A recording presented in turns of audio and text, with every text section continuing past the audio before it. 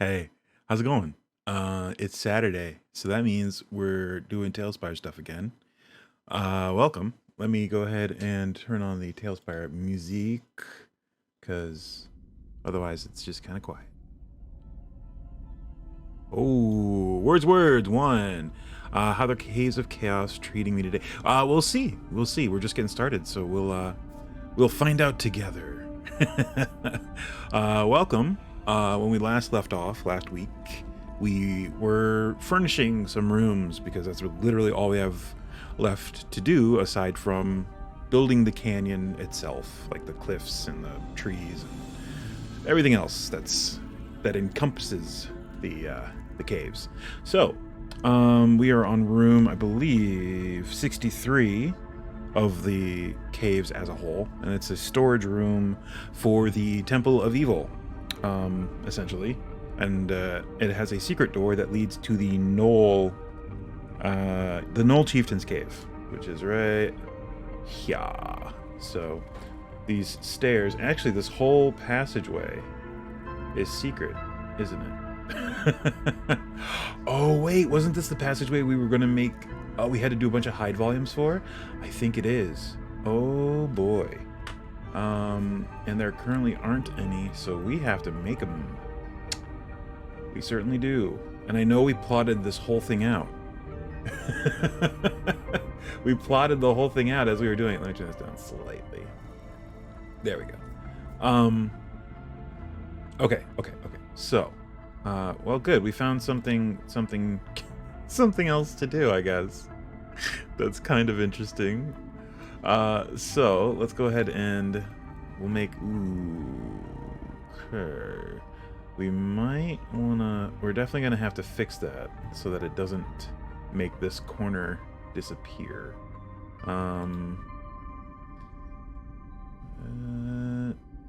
Oh, actually, yeah, that works. If it's just a one thing, width of one, I think that'll work. It doesn't have to do both. Okay. Alright, I'm happy with that. And then be sure to change the filters on this hide volume so that it only hides tiles and props, not lights or creatures. Otherwise, once your PCs move their mini up to the wall and it disappears, it's kind of a clue in that, oh, it's a secret door. So yeah, you gotta be careful there. All right, cool. Yeah. All right, so that's one hide volume that we need. Let me go ahead and move this. Actually, I can access it from the top, but let me pull it out here so I can access it from here too. We also have to do a couple of the, like this room, the Knoll Chieftain's room, and whatever this room is, apparently, because we skipped over them. No big deal. We will we'll do those too in due course. But right now we have a bunch of hide volumes to do, and this one's going to be a little bit clunky because really there's no good way to do it because these stairs are kind of all over the place. Whoops. There we go. So there's that section, and we can toggle visibility on that. And then there's, I think I left it visible. I didn't hide them because I didn't want to forget about it, I guess. Because unless you're in, well, actually I guess if you're in build mode, you can still see it as a red outline. So I don't know. I don't know why I didn't do this yet. Forgot. I just forgot about it. All right, and then we'll do. Oh, filters. Sorry, it only does tiles and props. Done. Or lighting, not tiles. It only does. Wait a minute.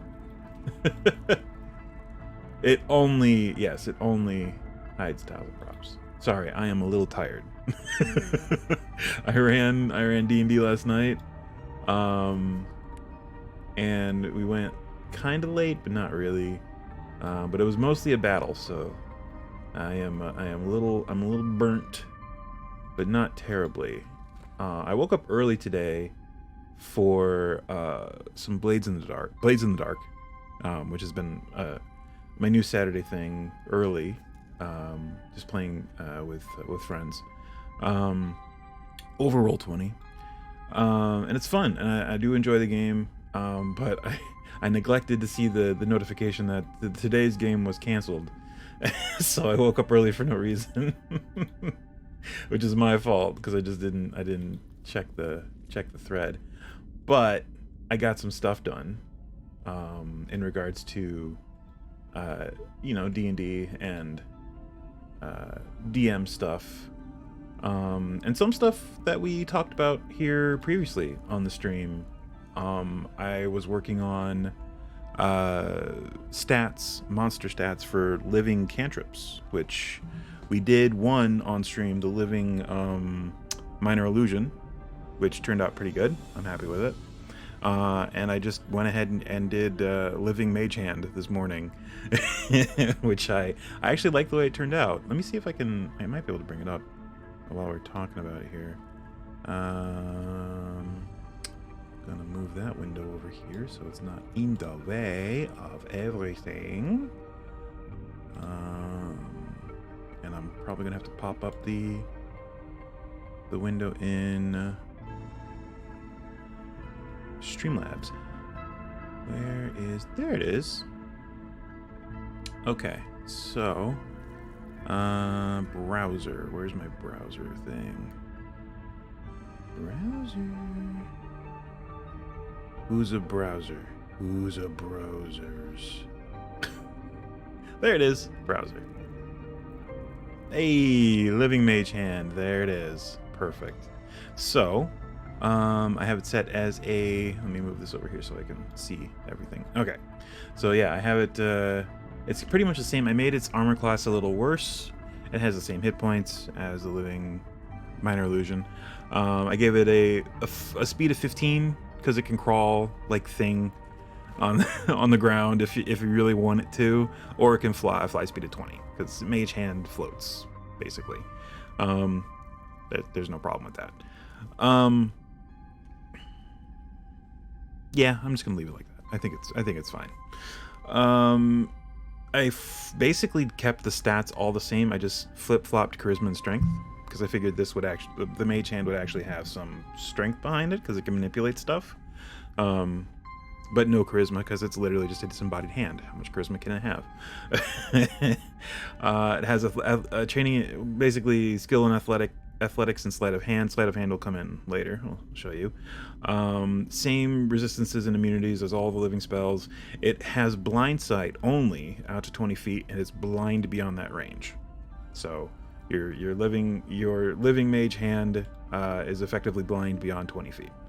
So that's kind of a drawback, but within 20 feet, it's actually awesome. And again, it doesn't speak. I should change that. It understands the language of its creator, can't speak. It can sign. It can certainly sign with, well, one hand. I'm sure that there must be like ASL for one hand. Like, you should be able to, right? Anyway, I gave it the traits helpful, which it can use the help action as a bonus action, which is cool. So give you advantage on something. Physical, that comes down to DM. It can't help you remember something. If you're trying to do like a history or nature check. I mean, if you're doing a something like moving something, it can. I should probably try and work in a maybe for athletics checks only. It can help as a bonus action. Sure. I mean, yeah, I think that would make sense. Magic resistance, all living spells have magic resistance. And I gave it the trait forceful. It doesn't suffer restrictions from its size when rolling opposed strength athletics checks to shove against targets of medium size or smaller. I should probably put medium size or smaller. So normally when you try to shove, you can only shove something that's one size category larger than you, or your same size, or smaller, any size smaller. And since this is tiny, it can only do small or shove small or tiny things. So at this, it actually can shove medium-sized targets. and smaller, which can be helpful. You know, just push something. But yeah, it doesn't suffer the restriction, so it can make an athletics check to shove a medium-sized creature, essentially. It's magical strike, which is the name of all the all of the attacks for living spells. It's basically just a punch or a shove. I kept the damage the same. It would be because its relevant ability is strength instead of charisma, so it's a d4 plus 3 from the strength. Force damage, and the target must make a DC 13 strength saving throw or be pushed 5 feet. Super simple. It's just and you know, knock them back 5 feet. It also has the bonus action Nimble Fingers. The living mage hand may attempt a dexterity sleight of hand check to take one item small enough to fit in one's hand from an adjacent target without being noticed. The mage hand can carry the item, but must discard it if it wishes to take subsequent actions. So it can hang on to it, but unlike a person doing sleight of hand, it's got it. Now what does it do? It's holding it. So that's it. So you can like drop it and then, you know, keep doing stuff, or, you know. But yeah, and with that, once you have it as a familiar, that can kind of mechanically work. Oh, I have it pull out my potion for me. So it's there, right? It spends its bonus action to get out your potion, and then you can just drink it for free on your turn. I'm not 100% familiar with how familiar actions work in combat. And I know that most of the time familiars don't actually get actions in combat, right? So I imagine that this would be more like you spending your bonus action to get your potion out with a flourish, right? It's like your mage hand gets it out for you, that kind of thing. Mechanically, it's the same as if you would just pull it out yourself, but it's fancier, I guess. Or just, you know, pull out something else on your person to have ready, like a weapon for later, something like that. Or a wand. It could be carrying a wand. It's like, oh, I'm going to need this later. Hold on to this for me. That kind of thing. So yeah, I thought it was interesting, and I thought it turned out pretty good. There are a couple things I'm going to be changing. But aside from that, I'm happy with it. Cool. Back to the game.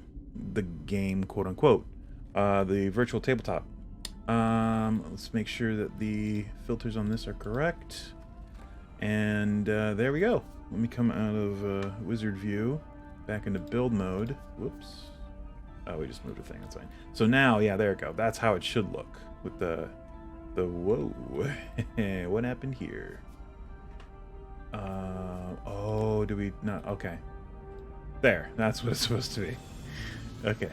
And then back out of here. And then back into build mode. There we go.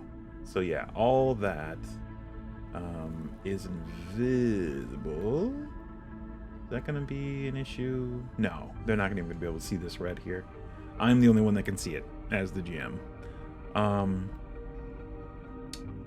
So yeah, that works. All right. So yeah, that whole stairwell is secret. And it links up to the secret door up here and the secret door down here. Cool. All right. I forgot all about that. So let's go ahead and keep placing things in this room, which is just a cluttered mess. I guess it would be under containers. Yep. And we're just gonna keep putting stuff in here. How about one of these? Actually, just this. Yeah, there we go. Put a couple of those in here.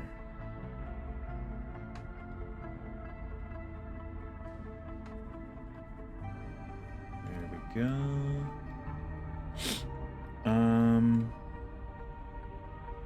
Now we have a couple over there. We'll probably put a few more. We'll put a barrel. Why not? Barrel. Right there. A few more of these barrels. Whoa.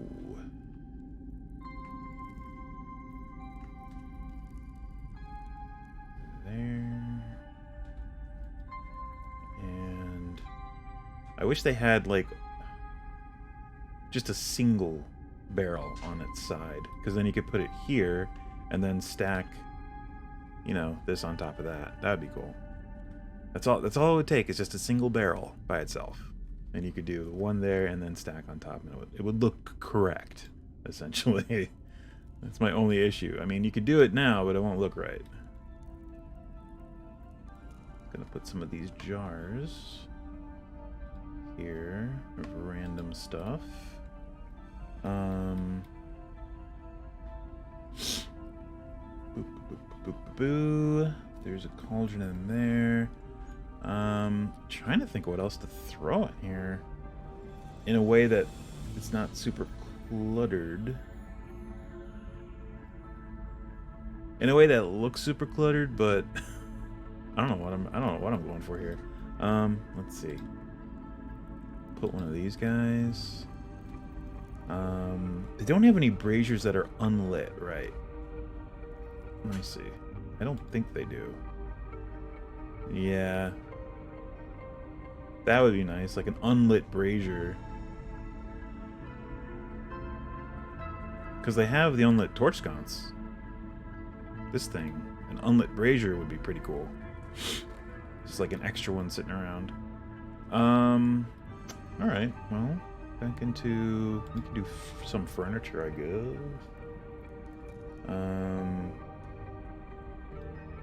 More tables? I guess. Meh. More tapestries. There are a lot of tapestries. Let's put a big old pile of tapestries / rugs in here, because that seems likely. Oh, here we go. Stacks. Yeah, we'll do a couple of these. Why not? And maybe one of these on a rack. Let's see. That's the door. Alright, so we have just enough space, it looks like. Excuse me. What do I want? What do I want? Not ladders. Miscellaneous exterior? Yeah, there it is. I guess just this, right? Or the thinner one. Whoops. There it is. Yeah, thinner one, that works. Just for like a tapestry rack. There we go. Got sort of a... ooh. Purple. It's purpley. Nice. Yeah, I mean... I got... oh! Yeah! Here we go. Now it looks like it can actually stand up on its own. Haha. Haha. Okay. Got a little... I mean, I wasn't that excited, but I got too excited for that. Any statues? I guess we could put... no, I mean, there really wouldn't be, would there? There wouldn't really even be any training dummies or anything like that, because they're all clerics. Well, maybe. They still train with maces, or, you know, train with weapons to some extent. Not the same extent as a fighter, but... alright, we'll put a couple training dummies in here, why not? They're probably in here because they don't see a whole lot of use.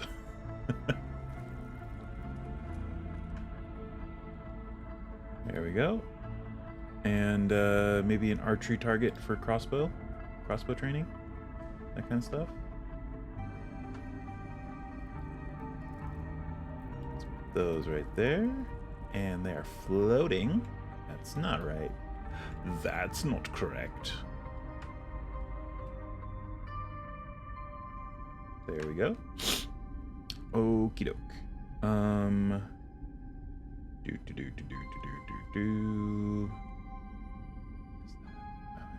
Oh, this is like a hen, like a chicken coop? Not a coop, but I don't know. chicken's supposed to sit in that, I guess? I don't know. It's under farm. Yeah, so I'm assuming that's what that is. I guess, oh, yeah, just some, like, wood. Oh, yeah, I forgot they added that. Just some, like, wood planks that are probably going to be used for other stuff. I can just put them here. It looks like it does not look like wood. That's my only criticism of this. They look like either cinnamon sticks filled with something. I mean, no, that's what they look like. It looks like cinnamon. They look like cinnamon sticks filled with sugar. I don't know. Yeah, that's fine.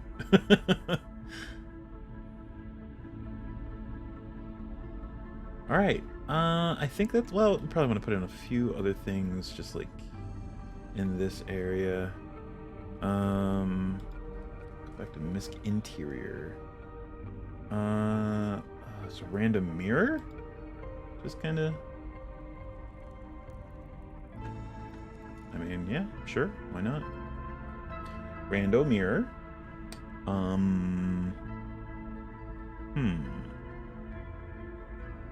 No books. I don't think books would be... Some cushions? Yeah, I mean, yeah, we could put some cushions.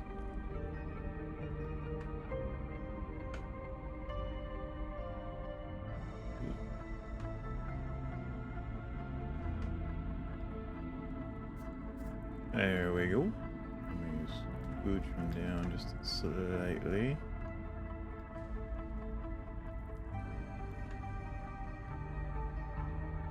There we go. Okay. I think that's sufficient enough to get the point across. It's just a cluttered room for storage.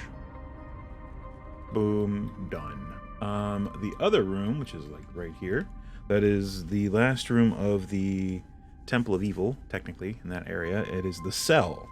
The door is of iron. Well, then I am of the notion to replace this door. Doors would be in here. Iron door, huh? Do we have... We do. But it's just the single. So if we do this, we're gonna have to make the door, or make this just a single width doorway, which I'm fine with. Yeah, sure. I guess we just need one of... I guess we could do this, right? Boom. Done. And we don't even need this. That works. Works for me, man. Cool. Let's make sure that the door is opening the correct direction. Yeah, that's right, isn't it? Or for prisons it's different, right? It has to be the other way around. I think it does, actually. For prisons with doors. Just so you can barricade, yeah, this side of it easier. You can push against it to keep it from being, yeah, okay. That's the little tiny, tiny stupid things. Oh, there's also this. I guess this would probably be more likely. Right? Let's see if it's... Oh, does it? Oh, okay, this one does open. I was about to say, this one doesn't want to open. Alright. Let me read more. Locked and barred, but a window is set in the... Okay, so it's the other one. It is the other one. I'm a Dumby. I'm a Dumbo. Okay. But a window is set in the door. This is the place where prisoners are kept until tortured to death or sacrificed in the area above. There are several skeletons still chained to the wall, and one scantily clad female. Of course, early D&D, there's a scantily clad female. A fair maiden, obviously in need of rescuing, as she is partially around a corner. At first, only her shapely legs and body are up to the shoulders can be seen. Those who enter and approach closer are in for a rude shock! Exclamation point. This is actually a Medusa, recently taken by the evil priest's zombie guards. Yeah. Persons looking at the creature, including those fighting her from the front, must save versus being turned to stone by the Medusa. Not being above such things, the cleric had plans for removing its snakes, binding it, and then eventually sacrificing it as a special rite to a demon. The Medusa will spare one or two of the adventurers from her gaze, promising them she has magic which will turn their companions back to flesh again if they will free her from her chains. She does, in fact, have a special elixir, a potion of stone to flesh in a small vial, enough liquid to turn 6 persons back to normal, but she does not intend to give it away. If freed, she will attempt to stone her rescuers. Alright, cool. I recently ran a home game with a Medusa, a custom Medusa that I made that was also a transmuter. That was fun. That was a fun enemy to make. I had intended her to be an enemy, but she ended up being more of a she ended up helping the players more than anything else. She threatened them at first, but it was an empty threat, but they didn't know it, and kind of forced them into a position to take care of some business for her. And then later revealed, yeah, I was full of crap. I just wanted you to do this thing for me. So yeah, that was fun. And as it turns out, Medusas can choose to turn people to stone with their gaze. It's not automatic, right? Like, they have to activate it. So it's not, oh, there's a Medusa, I automatically turn to stone because I looked at it. No, they have to turn on the thing. Which I did not know was the case. I thought it was something else. So we're gonna go ahead and, let me see, humanoid is where it would be. I think there is actually a Medusa in here. I'm pretty sure they just recently added it. Maybe it's under monstrous. Oh yeah, that's right, it has like a snake body, doesn't it? It does, and there's the Medusa. Which is fun. We're just gonna put it there. This is more of a reference for GMs loading the map. There's a Medusa in here. It's not gonna look like this Medusa, but it's a Medusa. What is this? Oh, it's a cloaker. Neat. Drider. Did they add anything else neat? Oh, right, they added the merfolk and the centaurs and the reverse centaur. I always forget about the reverse centaur. Yeah, I mean, that would be it, right? Those are the missing parts on both of the pieces that are put together: the head of the horse and the legs of the person. Centaur. I mean, I've gone on this rant before. I think centaurs, they're just weird, right?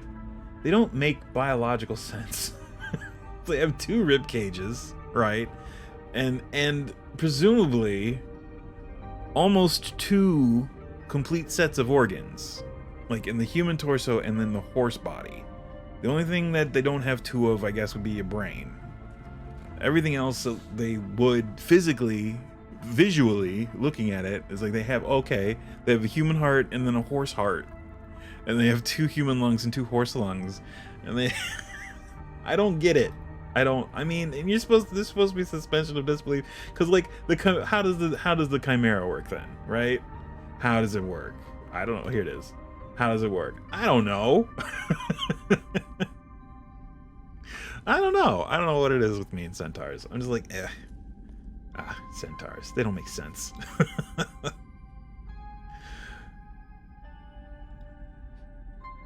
And my favorite thing they came out with a Centaur skeleton mini, and I saw it last time I went to the game shop. I was like, here it is. It illustrates it perfectly. Look at this. 2 rib cages. Why? How does this? Come on. All right, that's my Centaur rant. I'm done with it. I'm done. Let's see. I'll put this in the wall here.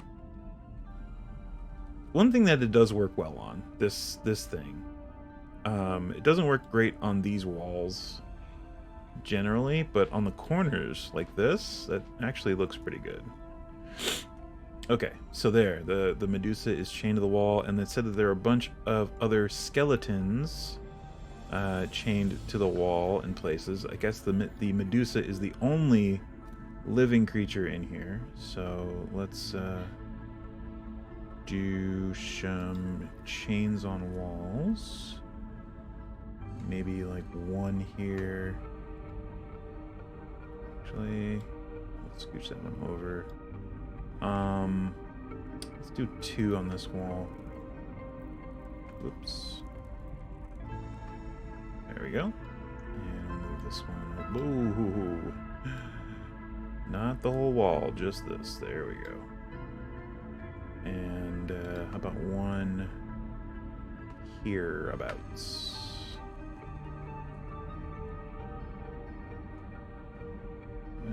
Yeah, right about there. Alright, and another thing we need to add are... God, what would it be? Furniture? Camping. It might be camping. It's camping. Just the straw bed. Which, would they even be nice enough? I don't think the clerics of evil would be nice enough to give give beds of any kind. So no, they don't even get that. Where's Grim? Grim, there it is. Give me some skeletons. So we have this skeleton here. Yet another here. Did I accidentally not copy that? It looks like it. Boop. Boop. There we go. Another one here. Ish. And another one here. There we go. And then the Medusa chain in the corner.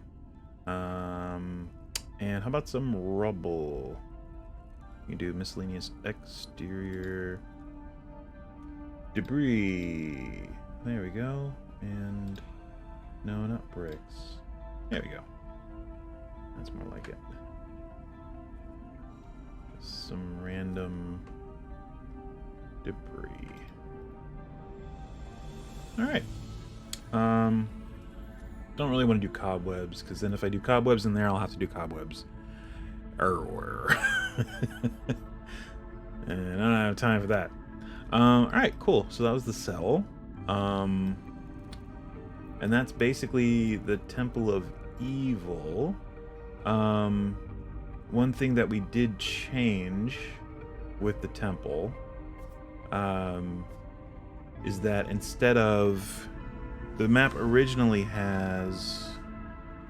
Let me see how this hooks up. It originally has this area here, this area here, hooking up with this area right at this corner. But we had, since we pushed that level, that lower level, over a little bit, we now have it coming up and around here. Right here. So it's a little liberty we had to take, but it works. Yeah, it just wraps around, comes up, the door opens here. And that works for me, man. Okie doke. So what are the rooms that we missed? There's a couple. I know it's the let me move my mic for a second. The Knoll Chieftains area. Okay, here we go. Knoll there. Knoll Chieftains quarters. Room number 50. That is over here. Alright, so the Knoll Chieftain's quarters. Knoll leader is stats. Block of stats that don't make any sense in the current edition of D&D. With him are his 2 sons. Okay, more stats. The chieftain has a pair of silver armbands worth 50 gold pieces each, and there are 39 gold pieces in his belt pouch. His sons have D10 each gold, electrum, and silver pieces. Each female wears a silver neck chain worth 30 gold pieces. And wait, females? Did I miss that? 2 sons. Chieftain has a pair of 39 gold pieces. His sons have pieces. Each female.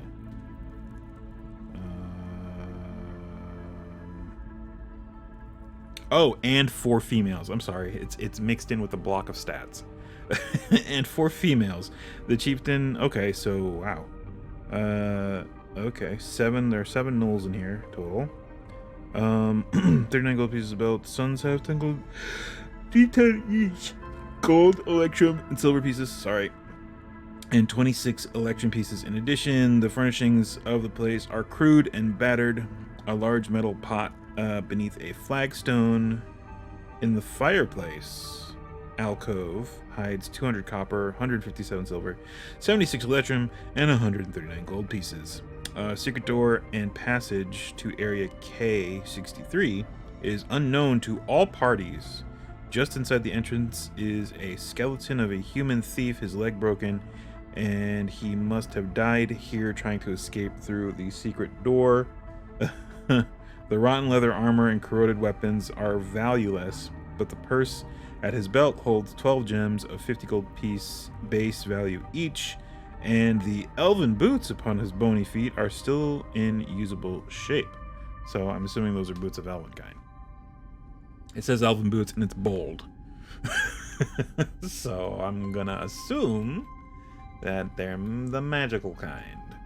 Alright, so we need to add a skeleton in here right quick, if we can. I think we can. We're just gonna put okay, why did the grid go all the way down there?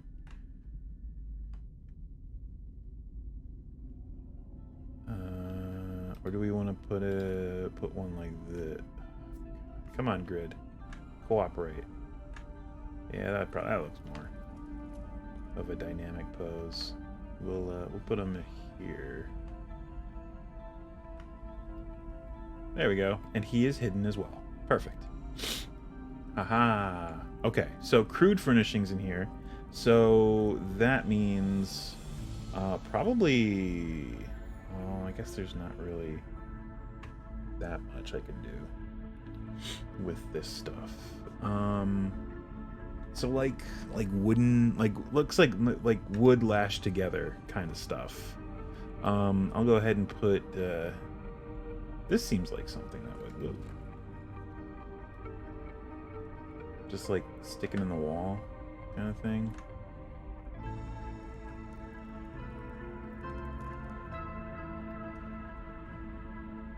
Yeah. And we got pikes. I guess you would have something like this. There's no door, right? I'm not missing that on the map. No.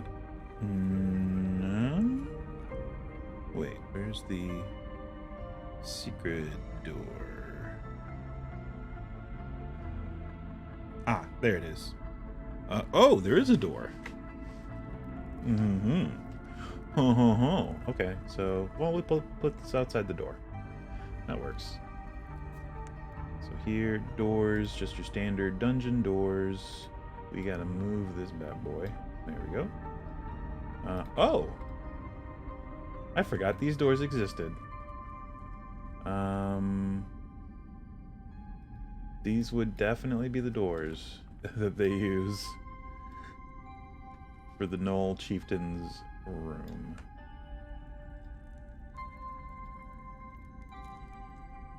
Let me see how this fits in the space yet. Nope, that's not gonna work. That might work.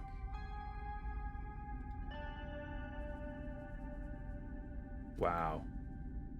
I mean, I like it, but it opens the wrong way, and the bar's on the wrong side, and it's very tall. So no, we're not gonna do that. Oops. Build node, please. Yep. Build node. Thank you. Oh, interesting. You can't have the you can't go into build node, but you have the open door button. The rollover up. All right, that is correct. All right. Okay, we can gussy it up with this stuff. So.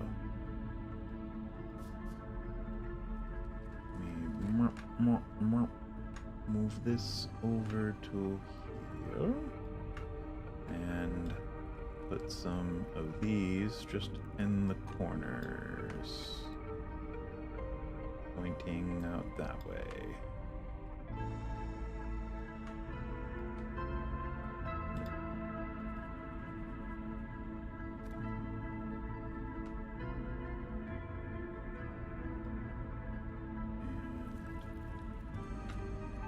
Over here.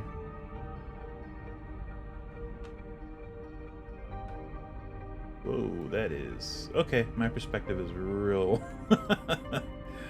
real messed right there. Hold on. There we go. Do I have my grid? I don't. There. Now my grid is where it's supposed to be. There's your problem.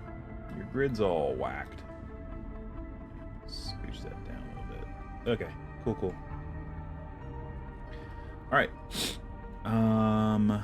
What do we want? This and furniture, right? Merchant, yeah. So for the bed, we're just gonna do maybe a couple of these.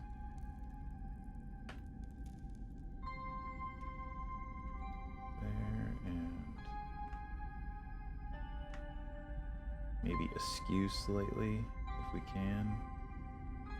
Maybe I'll probably both be slightly askew. Yeah, like that.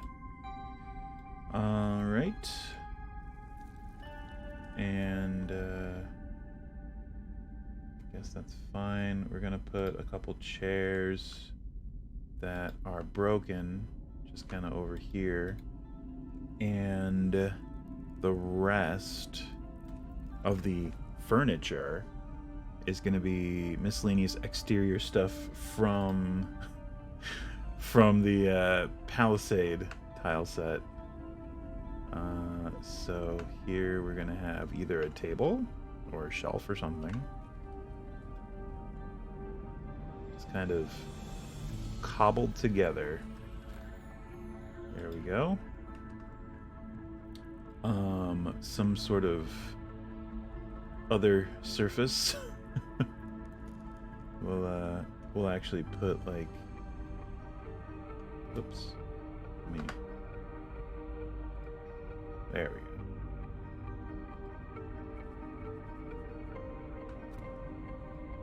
Yeah, just like a stack of wood lashed together. Whoa. Okay. What else can we do in here? Actually, let me look at the Palisade set. See if there's anything.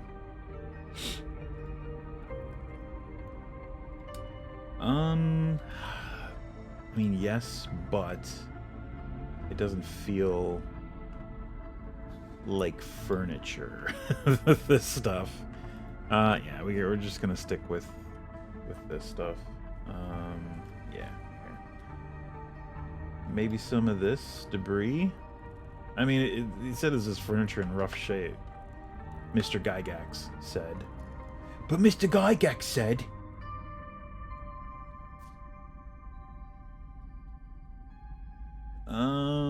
Sure. And probably some shelvings over here. Did they? I think I read that they added new weapons, or they're adding new weapons to the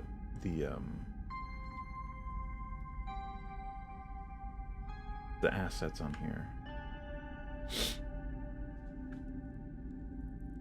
Let me see. Weapons. Oh, they did. There's a bow.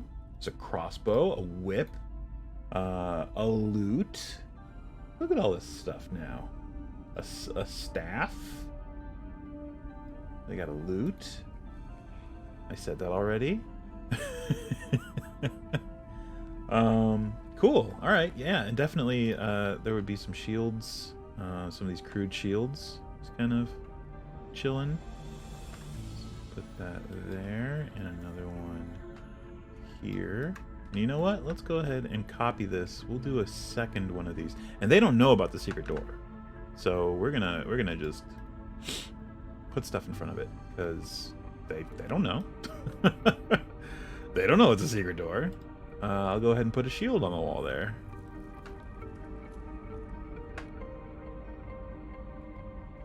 Whoa. Whoa. Pardon me for a second. I have to blow my nose.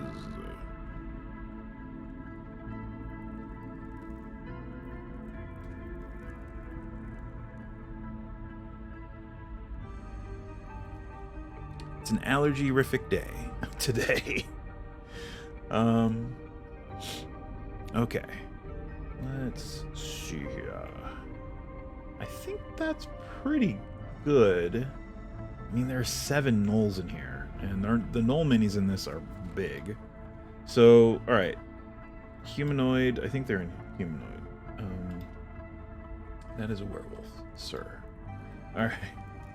Oh, here we go. Here are the gnolls. So we have some gnolls placed already.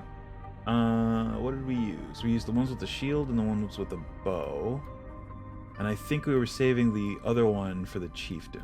The one with the weird thing on his back. Okay. Okay, sure. So we'll say this is the chieftain. Sure. And then there are... what? Like, how many was there?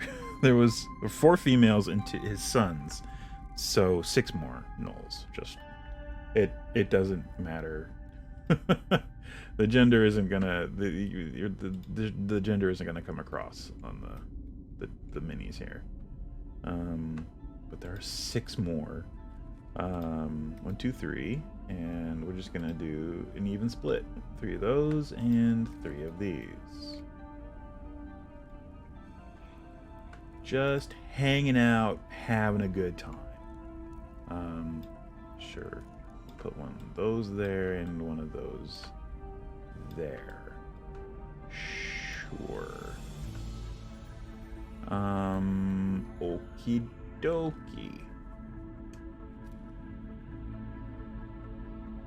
Let's see here. Lighting. What would they have in here? I mean, gnolls have... Do gnolls have dark vision? That is a good question. Thank you for asking. You're welcome, me. Gnoll. G-N-O-L-L. Gnoll monster. It does... Oh, it does. It does have dark vision. 60 feet. Alright. Good to know. So they really don't need light in here? Oh god, man. My perspective on these things is not great. That was floating. This is probably also floating, kind of. No, that's fine. So they have really no need for fire for light, but for warmth, probably. So we can put lights. God, what would they have even? It would most likely just be it wouldn't be a sconce. It would probably be a brazier, but yeah, I guess. I mean, I guess, yeah. Probably 2. We have one hereabouts and one hereabouts. Yeah. And you know what? We'll put one over here too. Why not?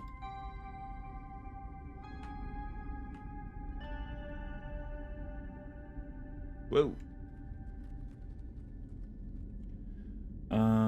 Okay. It's looking kind of slapdash, but I mean, the room is supposed to be, you know, a mess. So I guess I'm okay with this. How about some stuff on the tables? Yeah, I mean, weapons. But there's plenty of options now. Put an axe. How about any other weapons that are lying down? A dagger. There would be, you know, some arrows. Because I notice a lot of them have bows. There's probably a bow sitting somewhere too. Probably over here. On the other side of the room from the arrows. Because, yeah. Scimitar or a cutlass, whatever you want to call that. That's not where we want it. Thank you.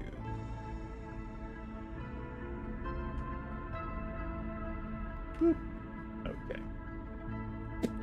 And over here, but just a basic sword.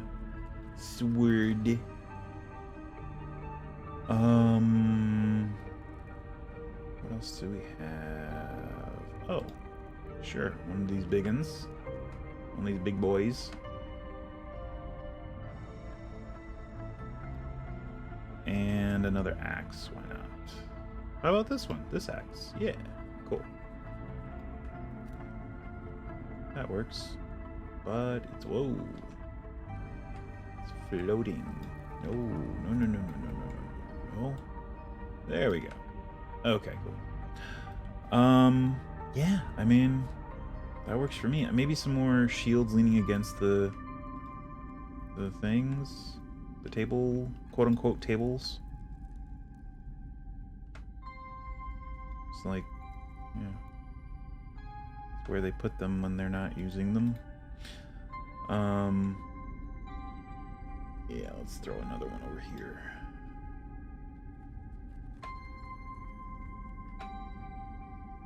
Maybe one or two. Whoa. Whoa.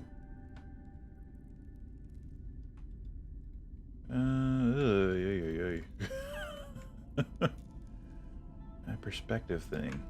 It's freaking with my eyeballs. There we go. Alright. Alright, there's the normal chieftain's room that we forgot to do previously. And now we have this weird diagonal room that was so much fun to build. It actually turned out way better than I thought it would. That is room 44, which is fire beetles! Exclamation point. No, there's not actually an exclamation point, but there are two of these creatures here, in all respects like those in Area 43 above. Okay. Great. That's all that's in this room. This big ass room. It's just some fire beetles. Two of them. Only two. Where's Area 43? 43 is... I'm trying to find it on the map. 43.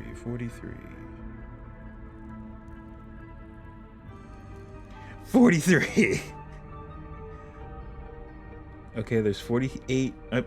Okay, we can go up. I don't see 45 either. Oh! Oh, it's on the other side. Whoa. 40's over there. There's 41. Okay.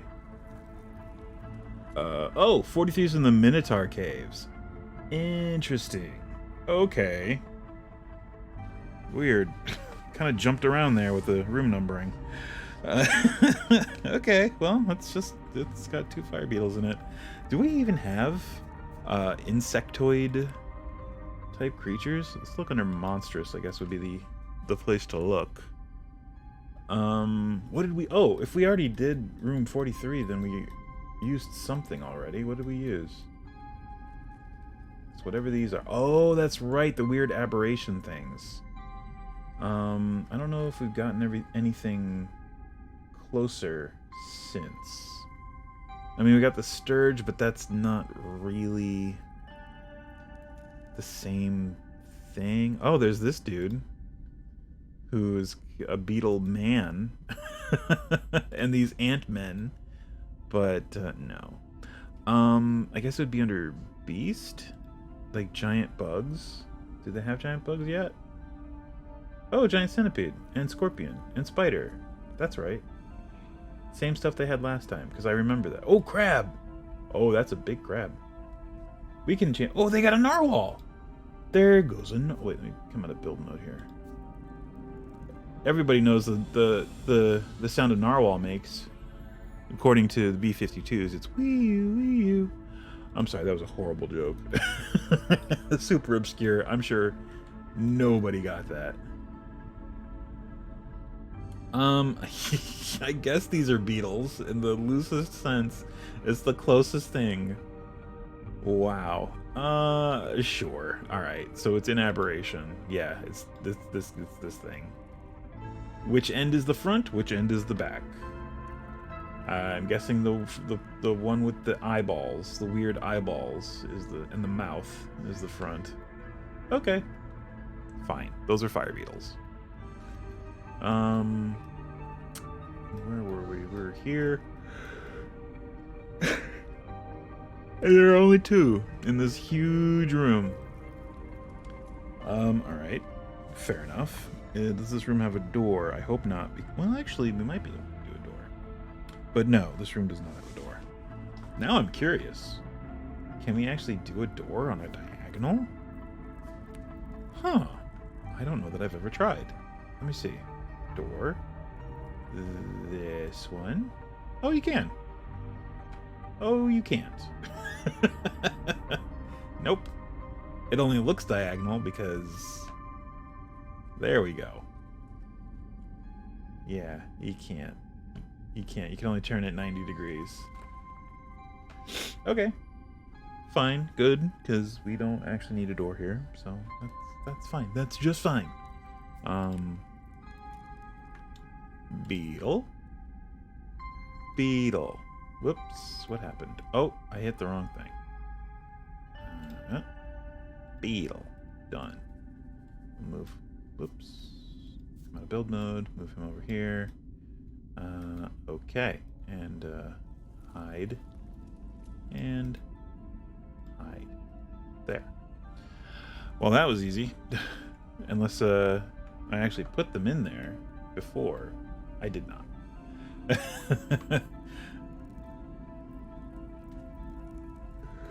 Oh boy. I gotta stop yawning. I had 2 cups of coffee today too.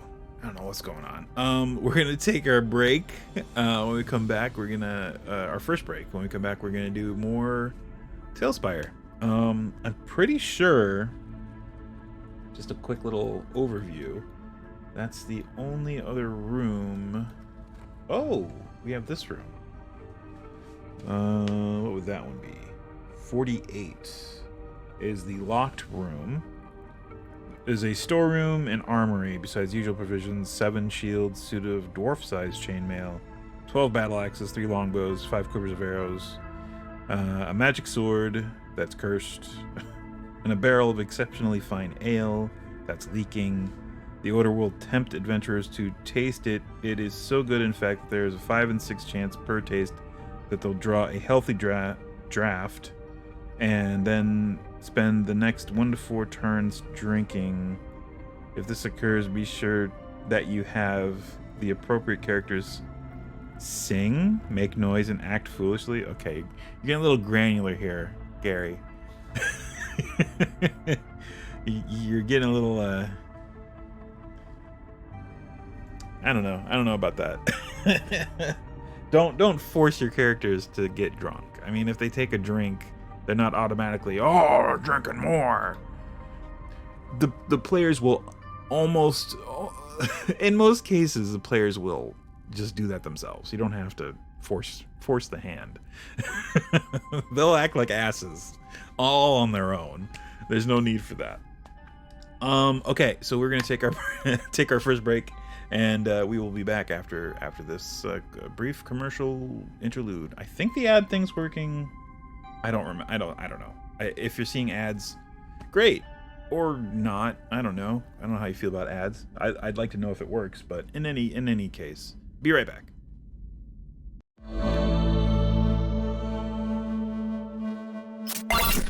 And we're back. Hello. Hi. I started in on the storage room without you, so deal with it. Just putting some weapon racks and a table full of weapons, and you didn't miss anything.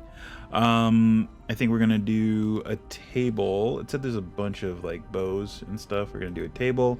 Go down to weapons. Do some bows. Throw some bows, as it were. Sorry. Put some bows. It said it gave a number, but I'm just gonna put 3. And some arrows. Sure. We can do another one of these over here. Ignore the healing potions. There's probably not healing potions included in all this stuff. What else would be in here, though? Anything from here?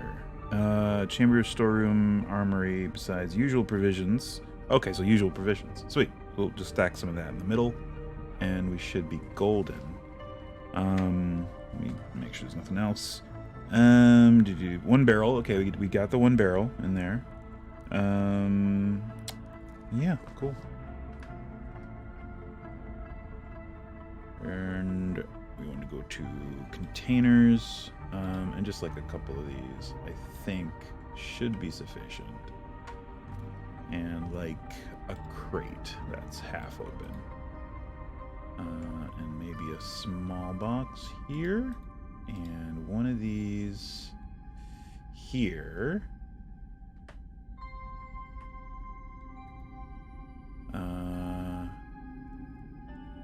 Sure. Scooch this and flip it that way. There we go. Okay, cool. There is the storeroom. Do we want to do... No, I think the door's fine. I was gonna suggest maybe doing a heavier door, but meh, this is fine. Okay, cool. Yeah. I think we're good as far as the rooms go. Just taking another cursory glance through. I am fairly certain that we've dressed all the rooms. So, yeah. Next step, folks. Next step. We get to do the canyon itself. All right. So, we have the basis of a canyon floor right here. We started way back when. And that is what we're going to start with. We're just going to build up, in the classic fashion. All right, so we want this, and we want nature. Boom. And grassland. They have this big grassland thing still, but they don't have any other options. Whoa! And TaleSpire decided to crash. It did not like that. That's fine. Oh. Almost. Okay. Well, no big deal. Let me get TaleSpire back up and running here. So much easier than Skyrim was, even though I would say Skyrim definitely crashed more. For sure. I mean, yeah, it definitely crashed way more. Okie dokie. Do this one, and let's go. Not in the sense of let's go. I'm just saying, let's go. I don't mean that in any kind of meme or whatever. I'm just saying let's never mind.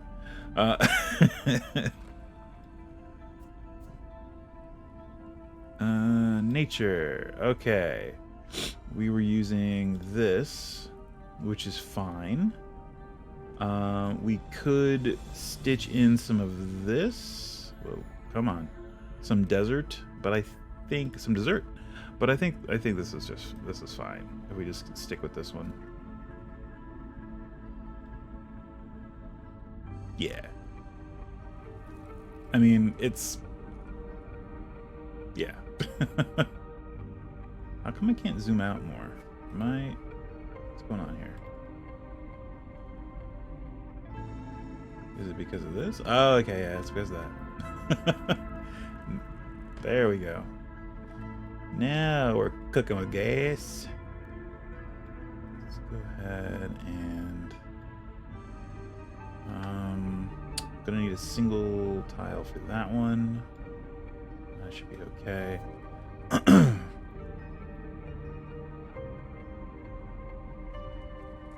we go.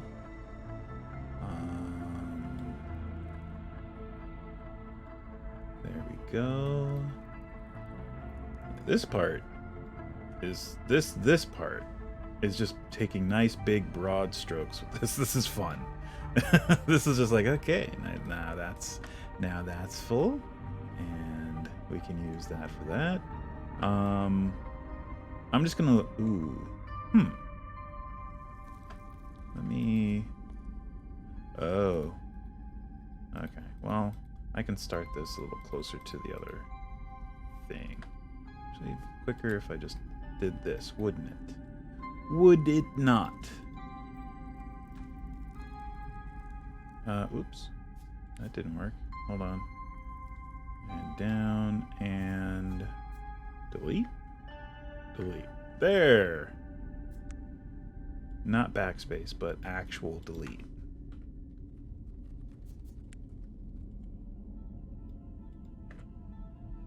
And that one. Alright, so we're going to start that closer to what we have already. Here. So we only need to do one little tiny single piece instead of a whole row. Yeah, I guess. Or two in this case. We'll have to end up doing two little tiny single pieces, which is not a big deal. And possibly another four right there. And there, and there. And this is presumably... Let me take a look at take a look at this first. What am I looking at here? Oh, okay, there's the... Okay. Okay, so that is actually all inside the canyon, so we really don't need this to a point, and we should really illustrate that. I mean, this should have illustrated that for me, but yeah. So let me swap out some of these custom tiles. So we can, oops. How do we? No.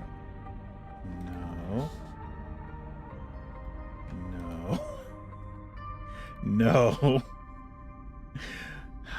I forget how we do this. Is it? Oh, okay. Right click and drag off. I get it. Okay. Sorry, it's been a while. It has been a while. And then right click, and drag on. Yeah, okie dokie. That's the way to do it. Move that right there. And again, this is all going to be... That's mostly going to be inside. So we need the small one for this awkward corner. Oops. And for this awkward corner. And right there. Okay, and it's gonna continue till it reaches there. So something kind of like that. And then it's gonna jut out pretty sharply to go in this direction.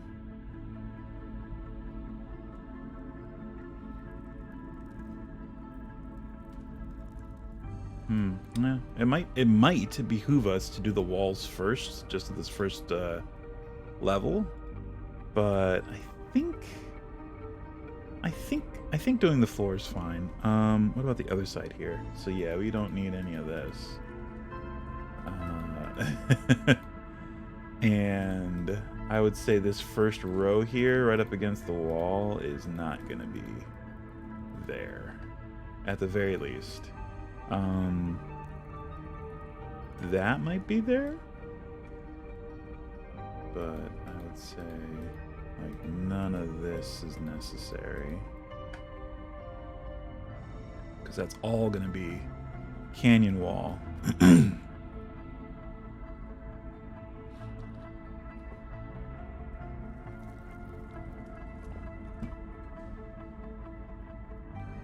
Okay, whoa. And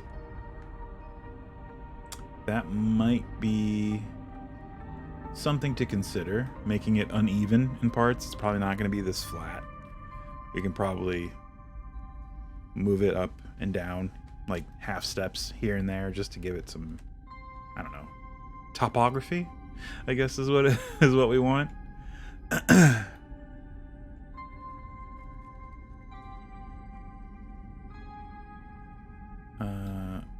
Okay, and I guess this is fine.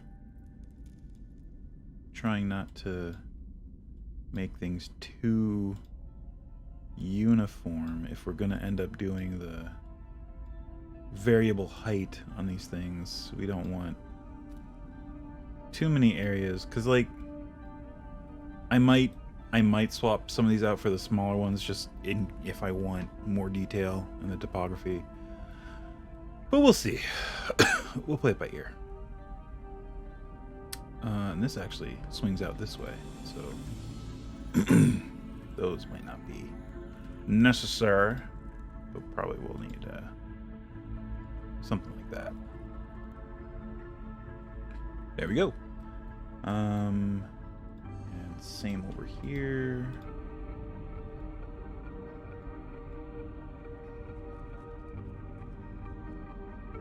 And boom. Okie doke. Starting to kind of take shape, sort of.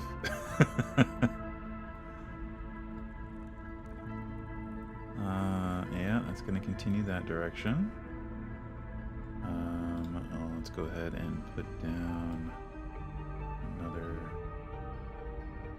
round of this. I think we can come out to there. Yeah, without issue. And that's area 41. I really, really want them to come out with what is it? The just like the numbering system. So you can go in and just type in a number, and you can see it as a GM in each room, but your players will be able to see it. That, I think, is an important addition necessary in TaleSpire. Because, I mean, you get twisted around, you get on different levels, you don't know what's what. If you just have the ability to make just a floating number, kind of like the compass rose, there, that would be incredible and very useful.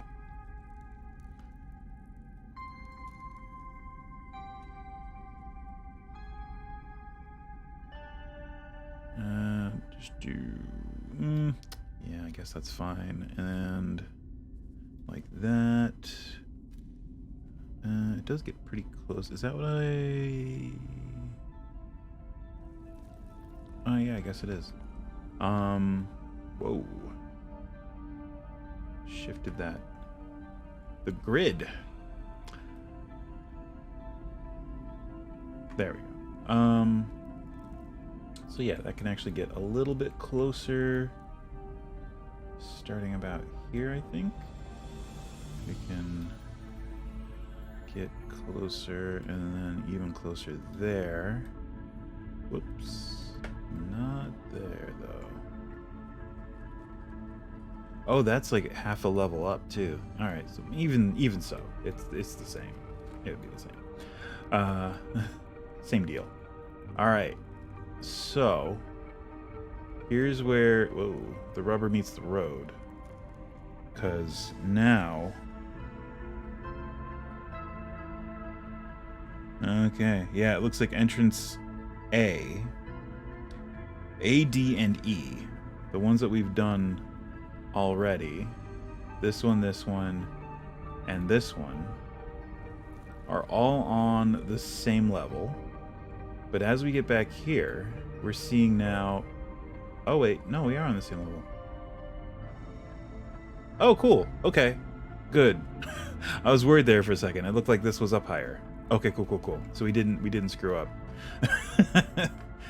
I was about to say, I think we did a no-no. I think we did a bad. But we're okay. We're good. Alright. Cool. Well, at least that works out. And we can actually delete this measuring tool that we put down forever ago. Forever ago. 5-ever ago. Okay. So that goes back to there. This entire area in here can be tiled. It is completely... Oh, nice. You can overlap. I did not realize that that was a feature now. Whoops, don't want to go that far. And there. Whoa. And get rid of that one. And about there. Get rid of that one. And how far does this narrow? It's actually kind of a broad point it comes to here. I'd say the wall's like right up against this. So we're gonna just do that. Get rid of that one. And okay, that is the canyon floor.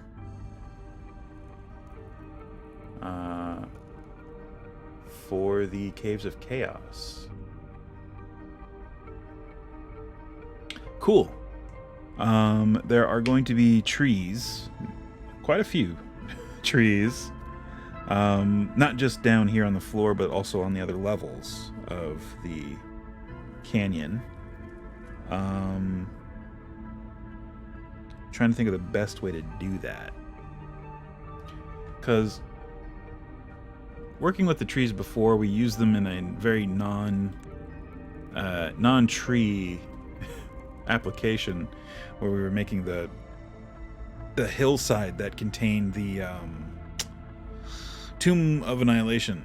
It was the easiest way to get the domed, vegetated look because the treetops were very round. But they have other...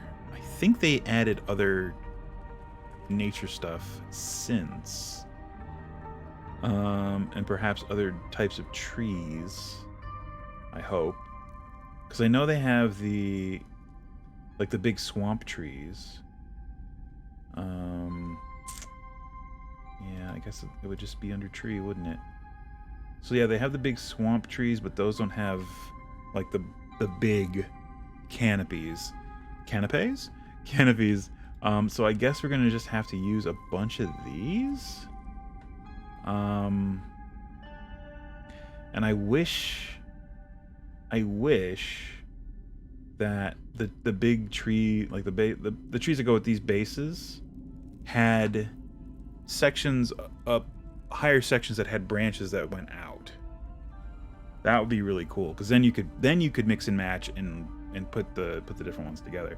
Maybe they did add something like that. What is the no? I mean, that's neat, but that's not what I'm looking for. Neither is that.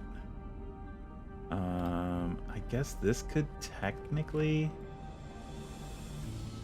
No, not that.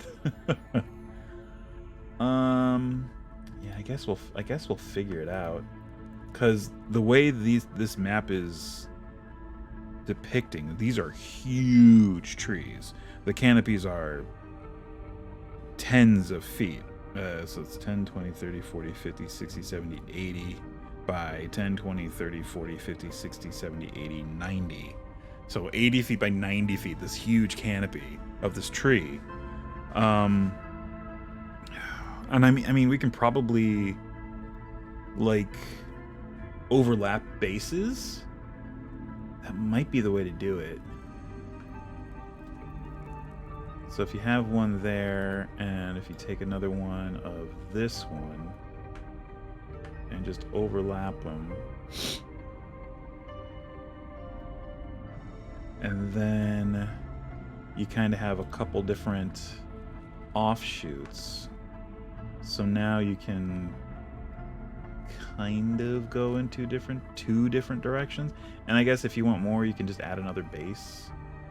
But even then, you're not going to get the kind of spread out that branches would get.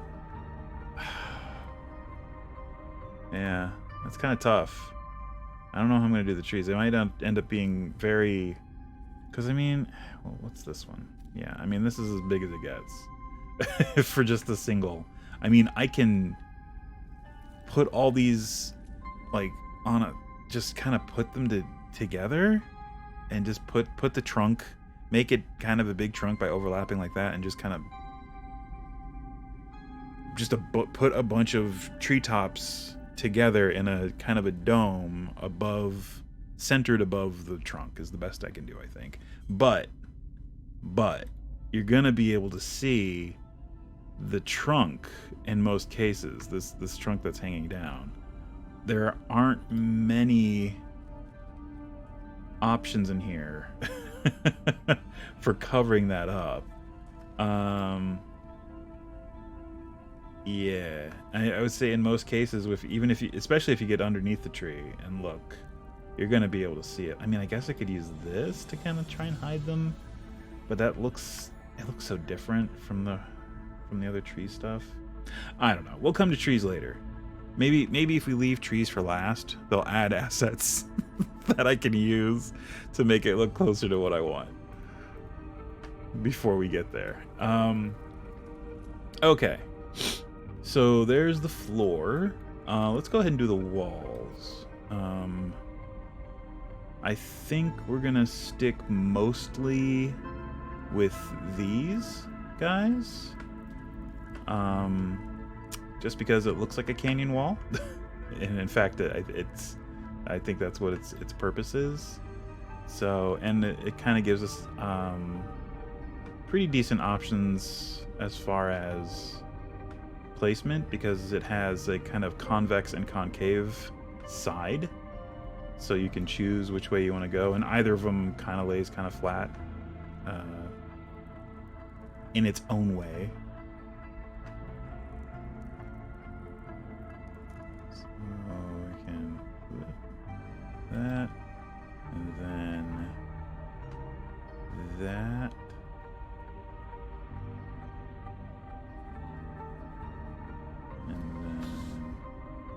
Coming out from here,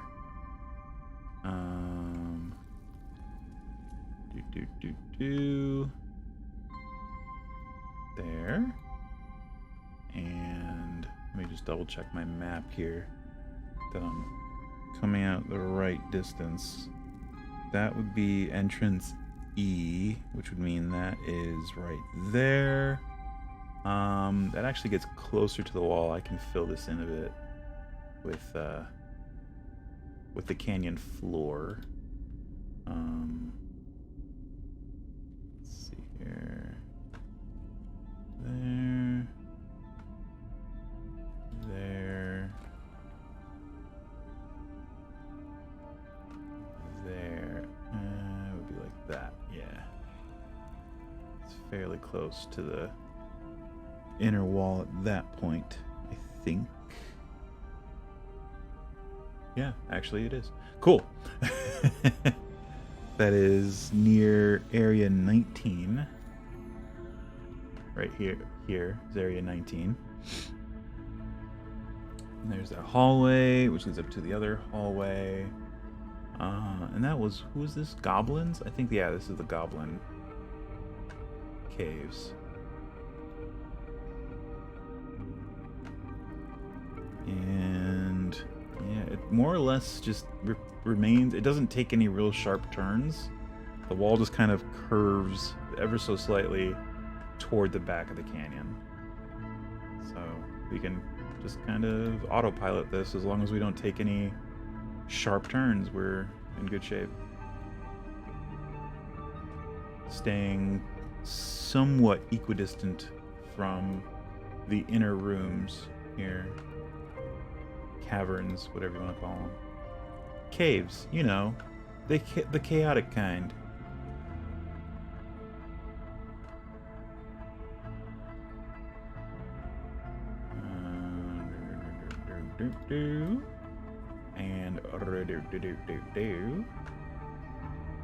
And rig-a-doo-doo-doo-doo.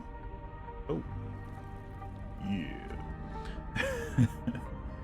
And rig-a-doo-doo-doo-doo. Probably gonna have to. Oh, well, actually, that's pretty. We'll just need a little tiny little filler thing for that. No big deal. I'm gonna go ahead and delete some of these that I'm now noticing should be deleted. There we are. There we are. It's one of my favorite bits from Eddie Izzard when she does the thing about flags. That's one of my favorite bits she did. Of Great Britain, the whole MBE thing. It's like, I claim this country in the name of England with this flag I found. It's like, hang on a minute. We've been here already. We live here. This is our house. This is our country. It's like, do you have a flag? No. No flag, no country.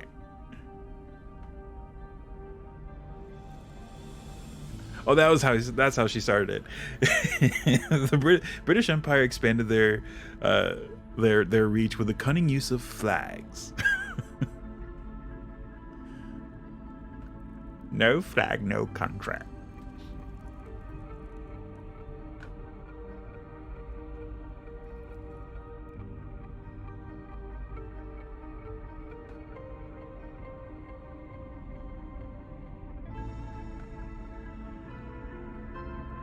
I gotta get rid of well, just that one, I think. And keep going. Oh, there we go. So this is, yeah, going to be somewhat tedious in the same vein as when we did the plateau on which the what's it, the keep on the oh my god, keep on the Borderlands. That's the keep on the Borderlands. Ay ay ay. It's in the same module. Same module. There it is. There's the keep on the Borderlands. Remember that? Remember that thing we did forever ago? All the assets are out of they're all used with the what was it, the dragon build. So they're all on grid. Everything has to be on grid.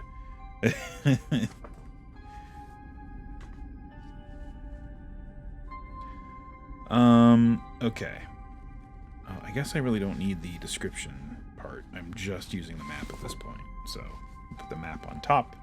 My very small desktop space here that I'm working with.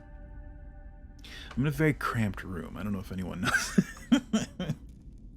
don't have a whole lot of real estate, be it floor or desk or, well, I guess I got plenty of space above me, but aside from that, not a whole lot. Let's see. Let's just keep making walls. Keep making walls. Let's just keep it going. Is that the right height? Nope, that's the right height. Well, do that and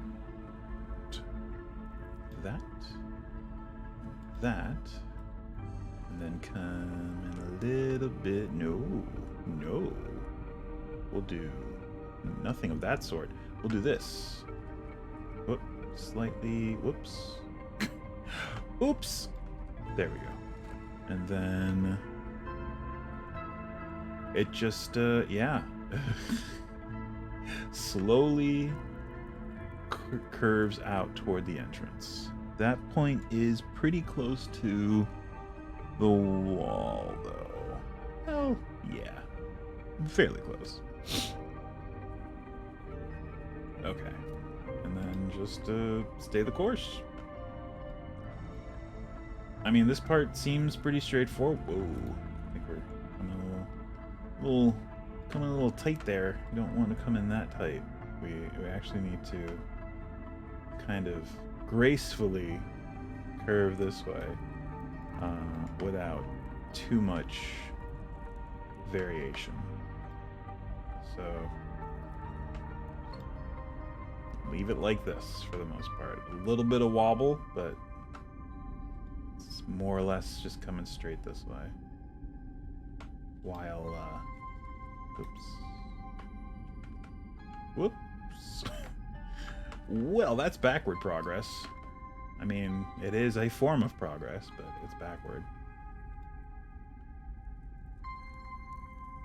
Alright, I think, yeah. We just kind of have to keep it...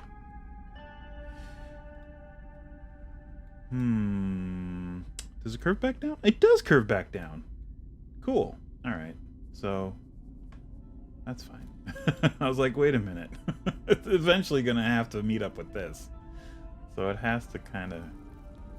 okay, so no. We're good. We're in good shape. And there. And then we'll straighten it out a little bit. And a little bit of variation. Kick it back like this. Then meet up with that. There we go. Alright. And then it's going to curve out toward the entrance to the canyon. So there. And there. Oh, it actually just comes straight across until it comes to here, and then it whoop. It literally just goes. Whoop. Okay, so more or less just follow what we did with the canyon floor, and we should be good. Cool beans. So we'll start with that, like so, and then just use this side of it to kind of meander our way here, and then curve out like so. Maybe with a little bit more. Yeah, there we go. And then like that.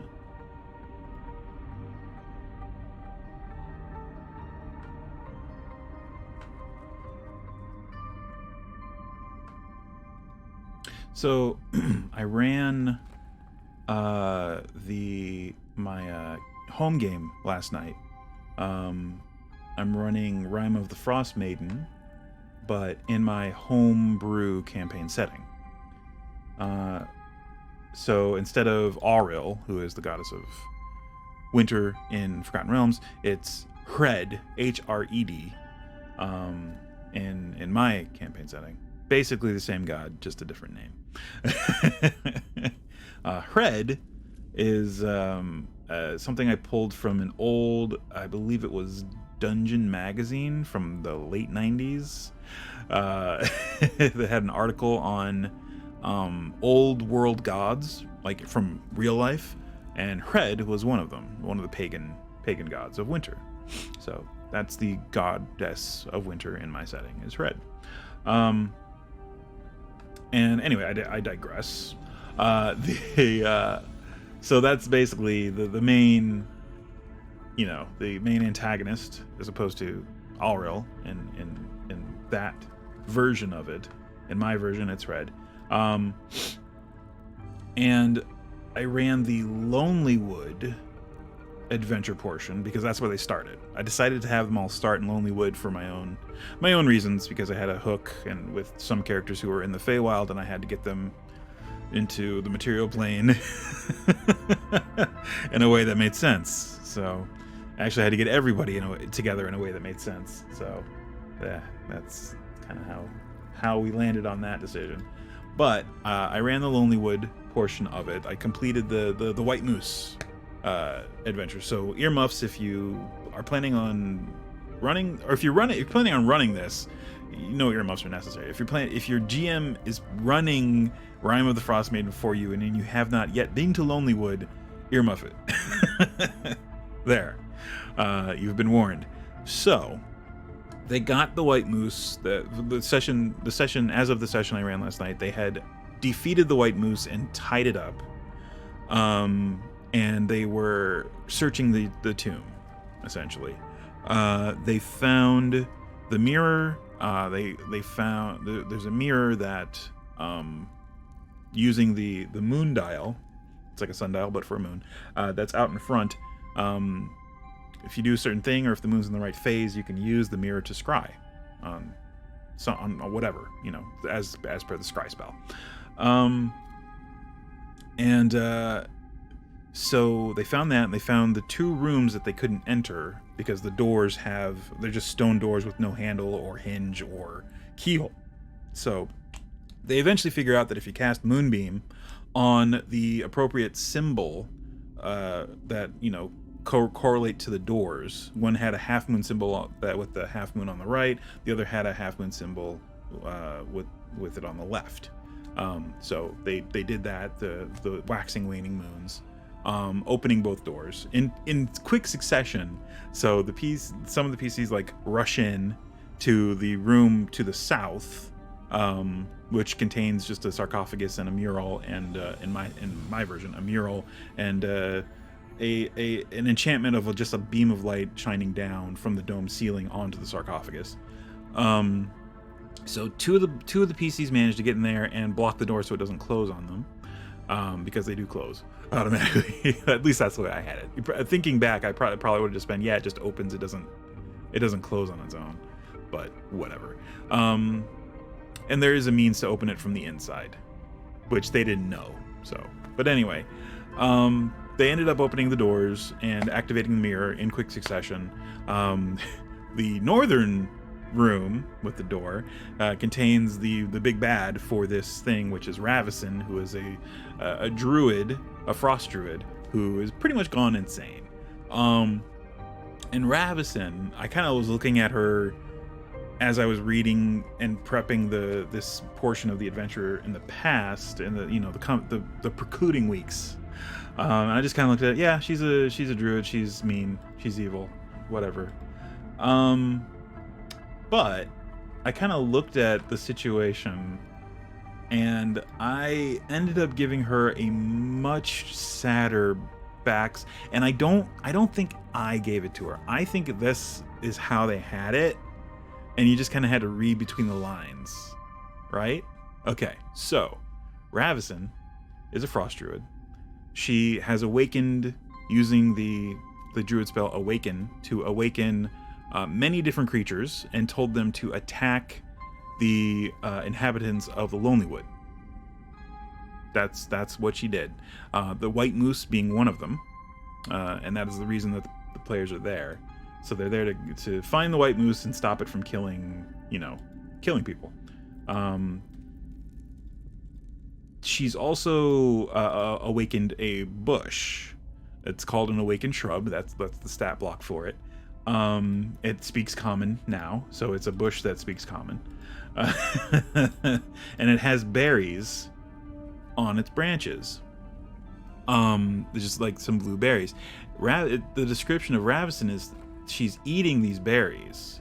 It doesn't say what the berries are, right? It just says that they're berries. Does it? Actually, does it? I now need to check. Hold on.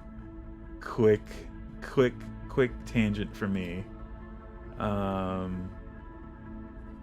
Where's Ravison? Okay, so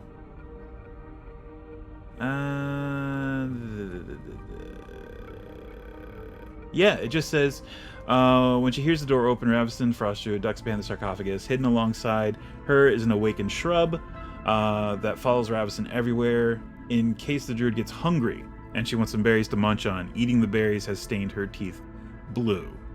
I had it something much more sad than that. Like, the berries are hallucinogenic, and also, you know, they have a sort of I guess an addictive nature to them, and I will get into that. But basically, Ravison's twin sister died.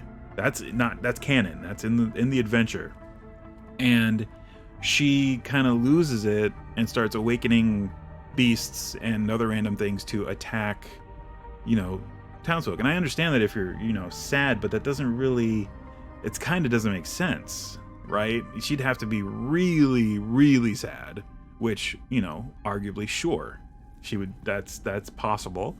But I took it as that the berries on the bush are psychotropic, and she is not only just racked with grief, she's also hallucinating. So she's completely convinced that the people of Lonelywood are responsible for her sister's death because of, you know, she's just out of her mind now because of these berries.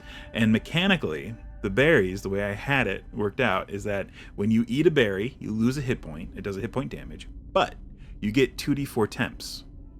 And these temps stack with themselves. So you can eat a bunch and you feel great because you have all these temporary hit points. But they go away eventually, right? As soon as you take a rest. I think it's a long rest.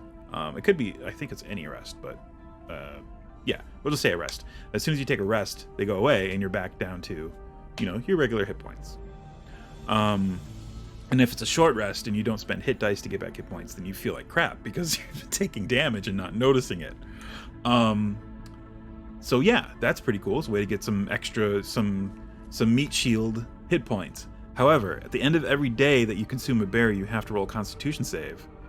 It's just a 10, DC 10. If you fail, you become poisoned.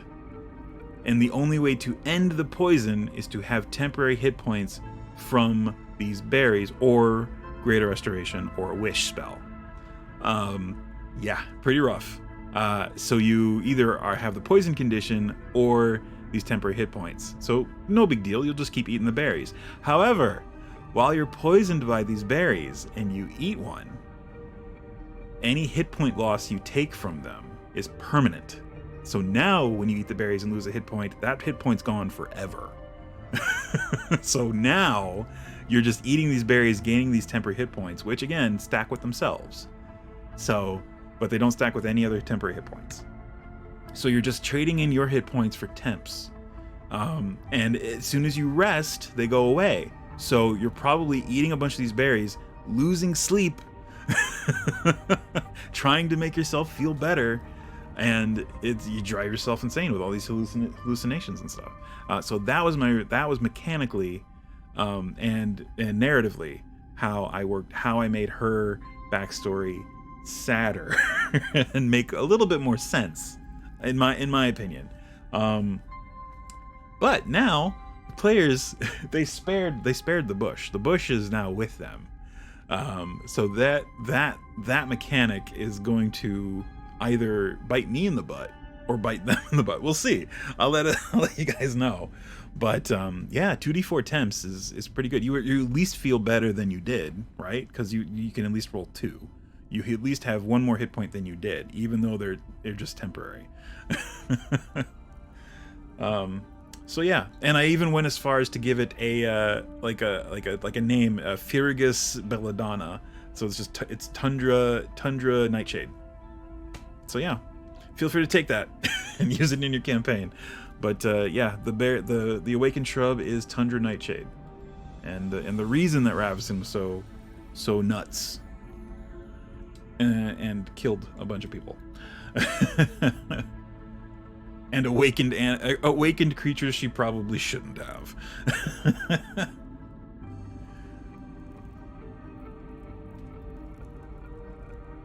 And also, I had it kind of, as GM notes.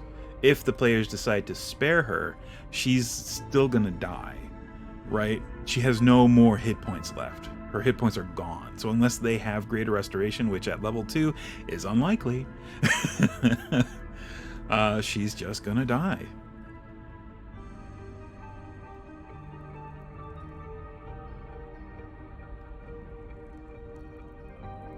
Whoops. And I talked about this last time.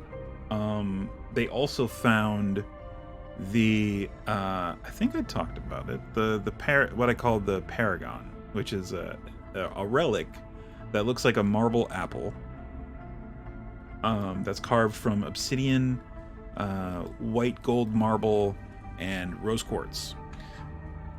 And essentially, mechanically, it allows whoever's carrying it doesn't require attunement. It has 3 charges, and whoever's carrying it can spend 1 charge. Andre Split Games, Konung 2 really busted my butt. I don't know what Konung is, but I'm sorry to hear that. But you can spend 1 charge from the apple, the Paragon, to cast Healing Word. Easy peasy, very simple. And it's just a bonus action because it's Healing Word. You can spend 2 charges from Paragon to cast Fortune's Favor, but except it has a casting time of 1 action and a duration of 8 hours. So you have it on you until you decide to use the favor for 8 hours. Anytime I leave the village, rulers' army send me scouts everywhere. Old medieval fantasy like RPG, similar to Baldur's Gate. Oh, neat, cool. And then for 3 charges, you can cast Revivify. And that one's very straightforward. Same limitations. The target still has to only have been dead for 1 minute or less. And the charges replenish at dawn. All 3 come back every dawn. So they found that in the other tomb, in the Elven tomb, in the sarcophagus with the old corpse. And I also worked in the backstory that the tomb, whose tomb it was, I even gave her a name and backstory and actual significance in history, which was fun to do, and actually triggered character backstory, which is always great, because it's like yeah, you probably learned. They wanted to roll a religion check to know if this name has significance, and I was like, oh yeah, probably. And it led to, oh yes, by the way, you're a paladin, which god do you worship? And I got to tell them about, the deities that are typically paladin related in my setting, and which one might work the best for their character. So that was fun. I always like when that happens. Sorry, I get distracted and talk with my hands, so I do less building. So let's continue this. All right, so this kind of curves, I guess, northward, if we're going by the compass route. Let me get rid of that and that, so we can properly do this. Properly. And there.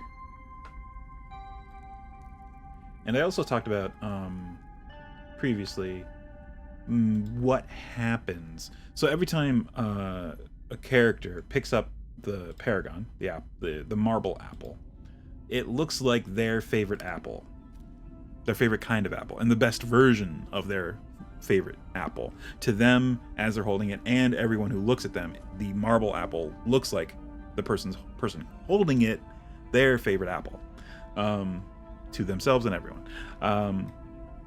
which I thought was neat and interesting, and extremely interesting when the druid character, who is a lizard folk, held it, and he's a carnivore, and his favorite apple, I was like, it just looks like a heart.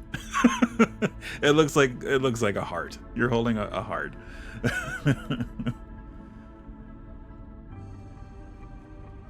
All right, so that's your first layer of canyon wall done, which now outlines what we're doing, and it's starting to look like a frickin' canyon. Cool. I'm gonna put tree trunks where the trees are, because I think that will lend itself a little bit better to the vision of this, possibly. So entrance E, which is right here, there's a tree more or less right out in front. I would say it's probably, the trunk is probably one over and one over and two up, as far as 10 by 10 spaces. So let me see what's actually one over from here. Okay, so right about here or here, we'll say here, right where these little two bits are. We'll put one tree trunk and maybe up a little bit. Yeah, there we go. So there's a tree there. There is also a tree. Oh, you know what would help? A grid. If I could see my grid. There we go. So from this, probably, let's see, 10, 20, 30, 40, 50, 60-ish from there. So, well, I guess it's 10, 20, 30, 40 hereabouts. So let me pop that up so I know where it is. We'll say probably straddling that, right about there. That's where another tree is. Cool. Okay. We have another one kind of smack dab in the middle of this.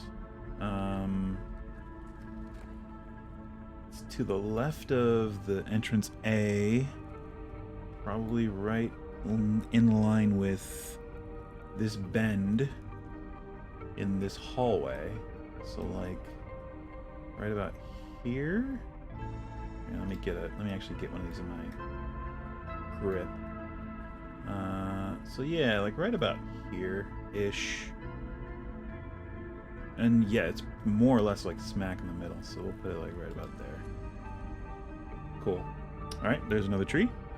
There's a smaller tree over here. And for that, I think... yeah, we'll just put a thing. Oh, we can use this. Yeah, I forgot we had this one. Yeah, right about here, I think.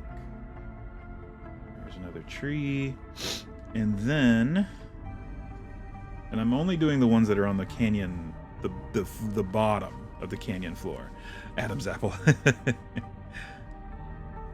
And then there's one way over here.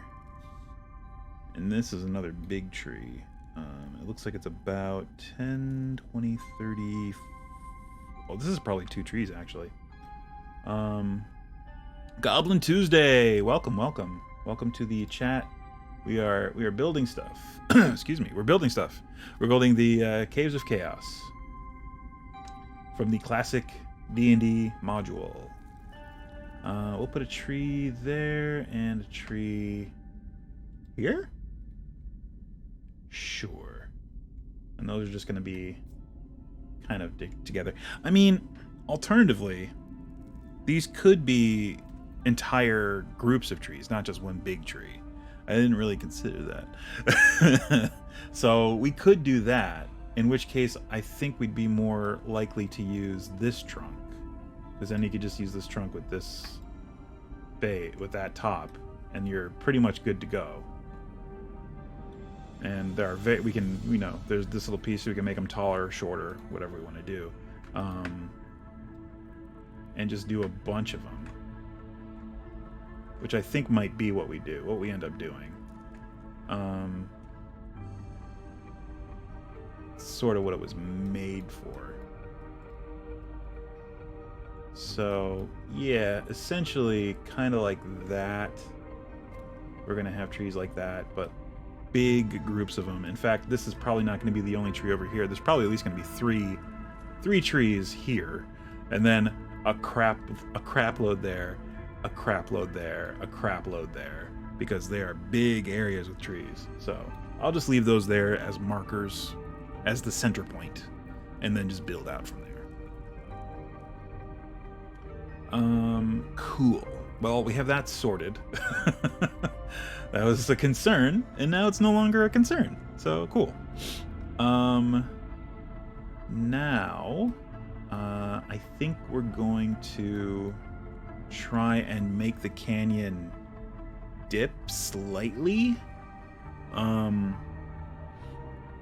It's important to get the grade correct, because if we come down half a step on every single floor tile we've done as we go into the center, it's going to go pretty low. So I think we have to like come out 3, then come down half a step, come out 3, come down half a step, come out 3, come down half a step, that kind of thing. So let's see. So we go 1, 2, 3, and then come down half step,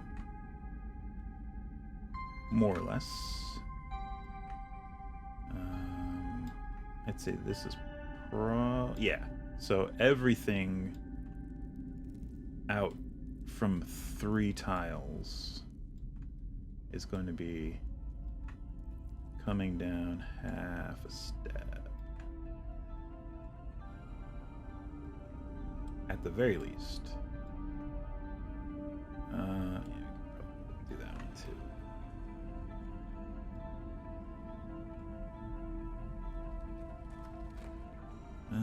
Yeah, and okay.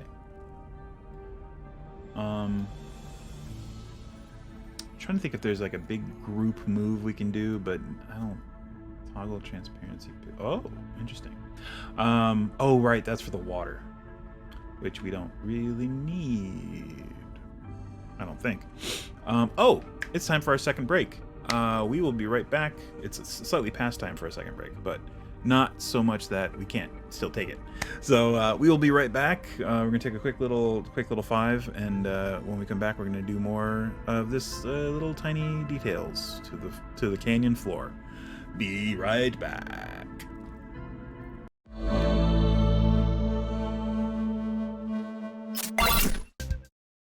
Hey, what's up? We're back. Turn this back up. Boom. Okay, we are doing just weird height variations on the canyon floor here, and as we're doing this, I'm realizing maybe we shouldn't do it all uniform. Maybe in some spots it's not lower, right? Yeah. Maybe in some spots it's higher. Yeah, this is gonna take a while. But they did it. They busted your butt. Was that where we left it? The village repulsed an assault. Oh, nice. Well done. Well done. Let's see here. Do.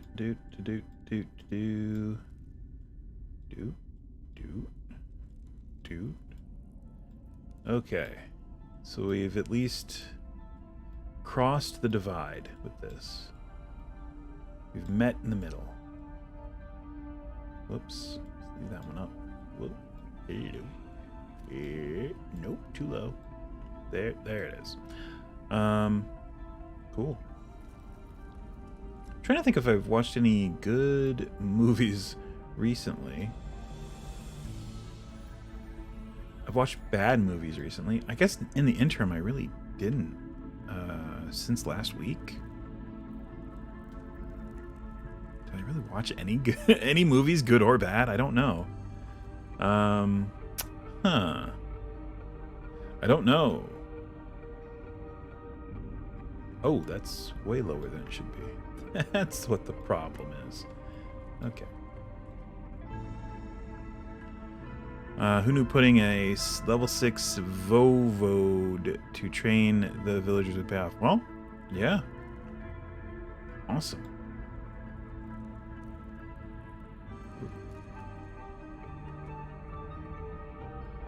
Watched Scott Pilgrim vs. the World recently. Didn't know I was missing out. That movie is fun, yeah. Definitely, especially if you like video games. You know? If you like video games, it's almost an auto-include. And it has two Marvel superheroes in it. Wait, it might have more than two. It has at least two. And a DC one. Kind of.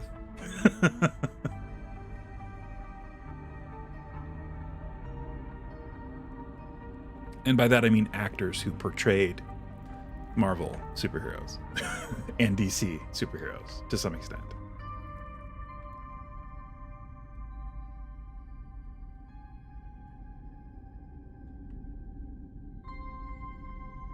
Alright, so 3 out. 3 out from there would be just these two... Just about 2 squares in the center are going to be depressed another half step down. Yeah, it's a good one. It's good. It's a good film. I thoroughly enjoyed it.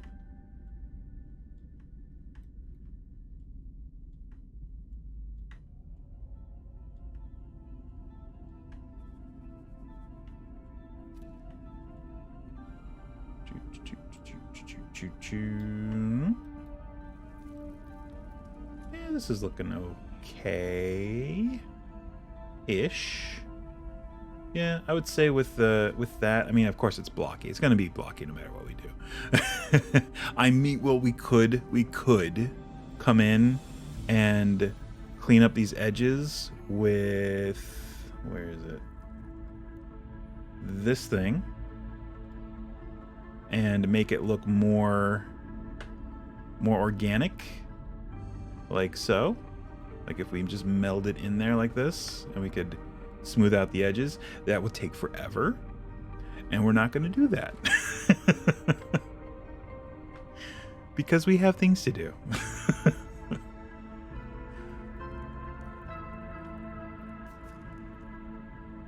I'm still gonna advocate and promote Everything Everywhere All at Once. I highly recommend that movie. Highly. It's very good. You think it's going to be one thing, at least for me, I thought it was going to be one thing, and it was something completely different.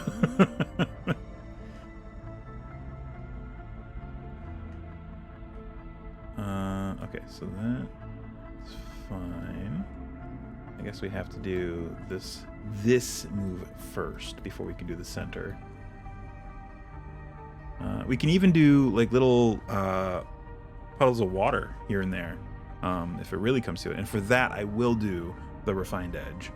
I don't want to do like a square, a square pool of water. How cheap would that be? But yeah, for that, I would go in and do some detail around the edges of the pool. But for this, the grid is fine. The squares are fine. All right. Let's just kind of take a look and gauge what we're doing here.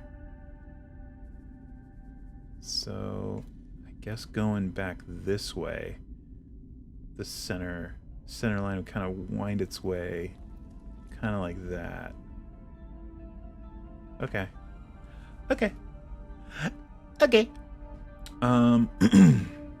Yeah, so I guess the easiest way would just be go along the edge, come three tiles out, and drop a little bit as we go. It's gonna be the easiest way to do it, and then after, and then rinse and repeat for the center bit that's also going to be depressed. And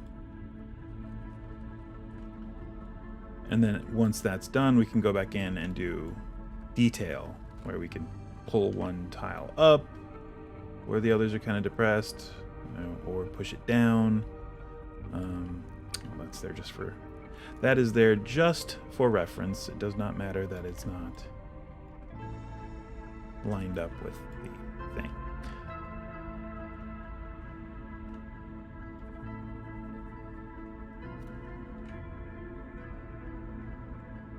There we go, and there we go, and there we go. Oh, I've listened to some good music. I don't talk about music on here often, and I should, because my whole aesthetic is vaporwave, which is music. I just never talk about it.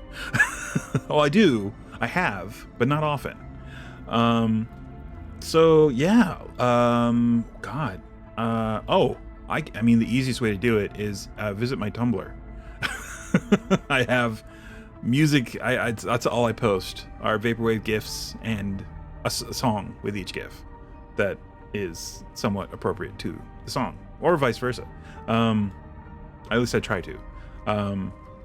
So yeah. Windows 96, which this is backwards, but Windows 96, they just came out with a new album. He just came out with a new album. How to See Through Walls, I believe is the name of it. How to See Through Walls. Yes. Very good. I thoroughly enjoyed it, and it's great because the first track is kind of a departure from the style he usually does, in a sense. The rest of the album is close to it, but it's kind of a half step away. The first track, it starts out, it sounds like his usual style, and then it completely flips and it's something completely new. And it's pretty good. And the rest of the album it maintains the kind of half step away from his style, or his typical style, which he doesn't really have. I guess all in all, he does have kind of a somewhat typical style to him. But yes, I'm a big fan. Of course, I have the freaking T-shirt. I'm a big fan of his work. But yes, How to See Through Walls by Windows 96, and 100 Mornings. Start with 100 Mornings if you really want an album to get into. That is very good. And make sure you if you find it on Bandcamp, find the one that's on that he put out, because he also released it on I think the Business Casual record label, and that one has just the base track list, which I think is 10 tracks, but he has added to that album as he's released it under different labels, or different iterations. So now it has 14 tracks. The actual track listing for 100 Mornings is 14 tracks, not just 10. So be sure you get it on his site, Windows 96, Bandcamp page, not the Business Casual Bandcamp page, because then you get cheated out of 4 tracks.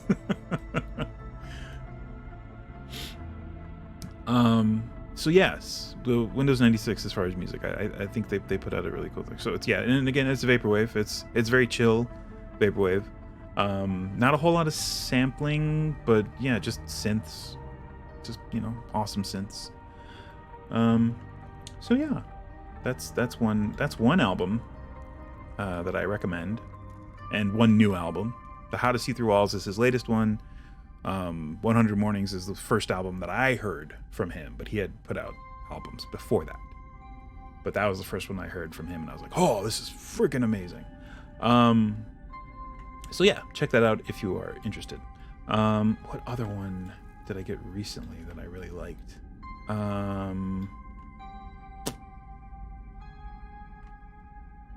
I just got something on vinyl that I've had for a while. Oh my god, I'm blanking on the album name. name now. Bear with me. Bear with me. What is the name of the album? Hotel Vibes. That's the album by Bloodwave. And Bloodwave, the O's are zeros. Bloodwave. Lowercase, the O's are zeros. All one word. Bloodwave. The O's are zeros. But yes, Hotel Vibes by Bloodwave. I just got that on vinyl. I've had the digital file for a while. It was one of the first albums I got when I was getting into vaporwave years ago. And this is weird. My weird thing with vaporwave is that it's always,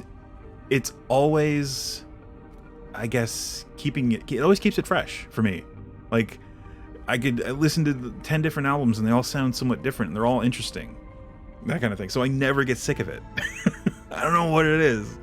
Like, I've liked many different kinds of music, you know, in my lifetime. I got into blues for a bit. I got into rockabilly for a bit, and punk for a bit. I was in alternative and grunge and I guess glam rock for a very long time when I was younger. Specifically the Smashing Pumpkins, which now I'm kind of meh on, just mostly because of Billy Corgan, but also because they suck now. So yeah, I guess that's just what it is with vaporwave. It always impresses me, I guess, or always fascinates me. This always comes out with a new facet that's like, oh, neat.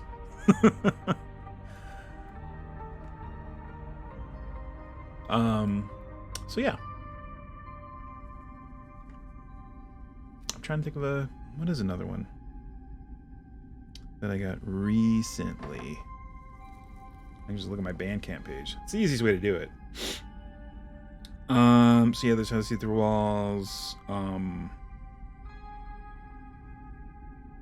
Hotel Vibes. I do recommend that very much. Oh, and one that I kind of got on a whim and turned out to be really good for me anyway. I really liked it. The artist Mac Lacrosse, and the album is Fake Boobs Don't Jiggle. Yep. Really like that album. I bought the vinyl, just like I bought the vinyl. I was like, oh, I had never even heard of him. This was a 100% impulse buy, and then I was like, all right, I might as well give a listen to it, on Bandcamp before the vinyl gets here. Loved it, fell in love with it. It's a great album. Top 10, easy top 10.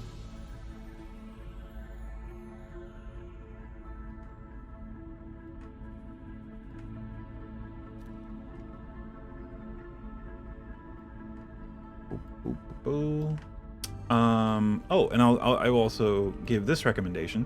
If you, like most people, I'm assuming, have not heard much vaporwave music, I would say good albums to start with, or a good album to start with, is Hiraeth. Here, let me type it in here.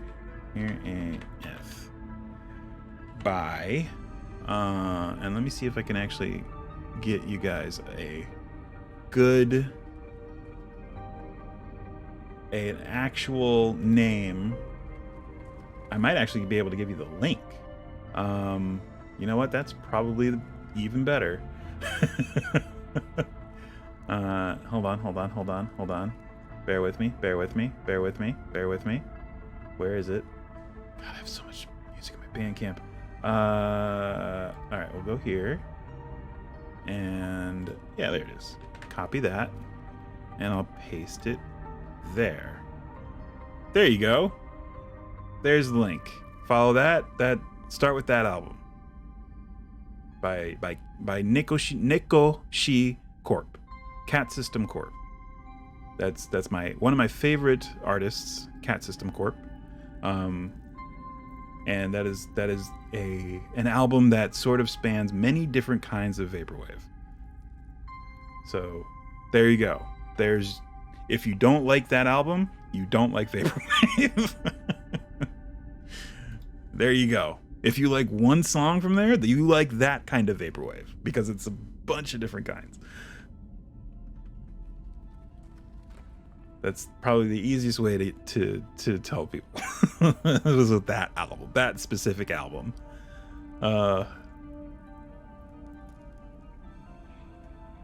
Because there's so many subgenres. It's ridiculous. It's reached the point of ridiculousness.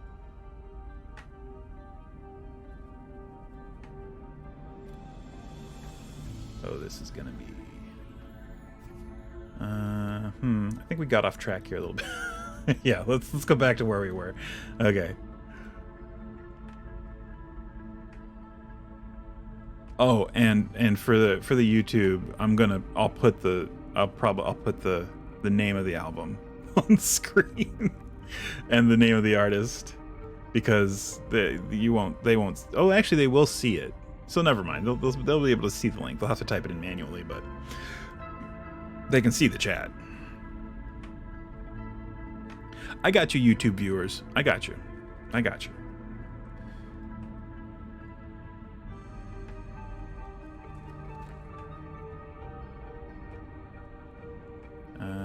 Okay. Trying to keep it roughly three tiles out from the wall. God, these overlaps are, oh, wow, egregious. Like that one didn't even need to be there. Doesn't even need to have a tile. Yep, same with that one. What about this one? Yep, nope, not necessary. Okay. Alrighty.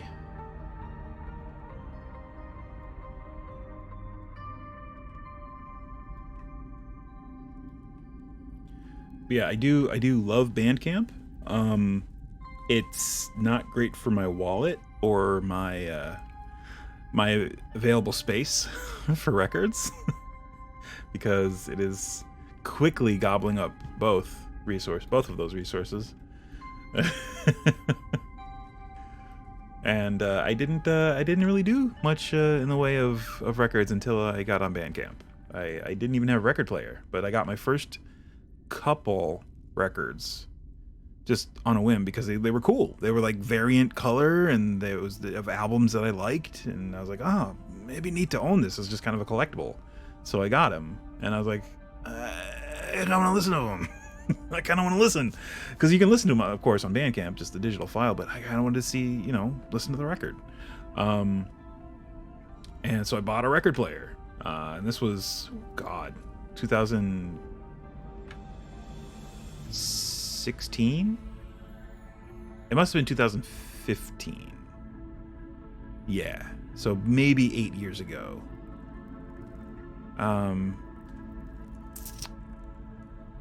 Yeah, probably 8 years ago. 7 to 8 years ago. And in that time, I started with 2 records. I had 2. My wife had a handful, just because, she had them previously. We have, way too many at this point. It's not quite enough to fill up an IKEA cube bookshelf. Whatever those are called, but it's approaching that. It's getting to the point where you could do a one row, I think, if not already enough to do a row on one of those bookshelves. And we don't even have. I mean, we have those bookshelves, which we may end up using that for, but it all depends on space. But we just kind of have them in our TV, hutch, and on a rack next to the record player, and that space is dwindling. So I need to stop buying records. And I say that, and I have 2 records that I know of on the way that I can remember, and I just got the Bloodwave one the other day. So yeah, it's it's gonna become a situation where I need to find a better storage solution.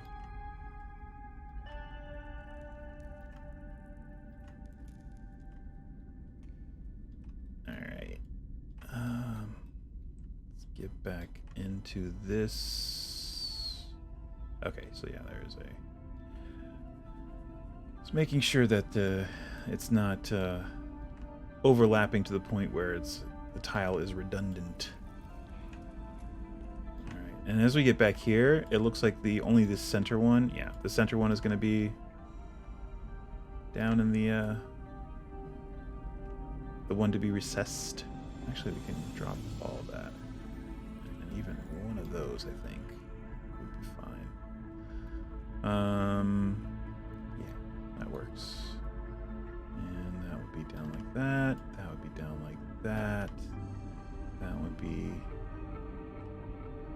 down. Yeah, that works. And then down half a step, and then down half a step, and then down half a step, down half a step. And yeah, I think that does it. We can do that. Okay, so now I'm gonna sneeze.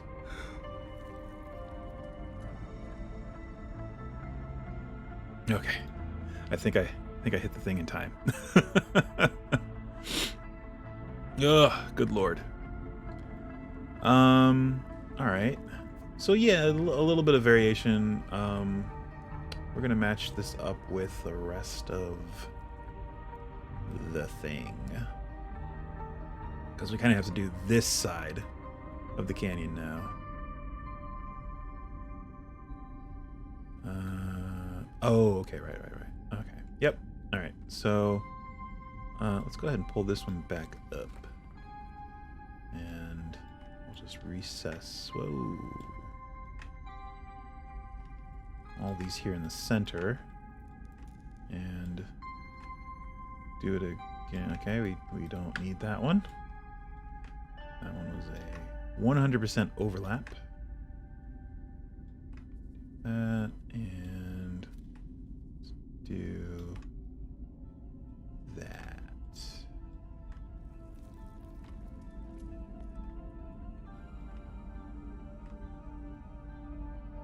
And if we wanted to get really, really, again, granular with our placement, we can go in and just kind of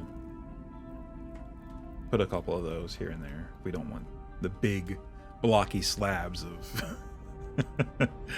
of height difference.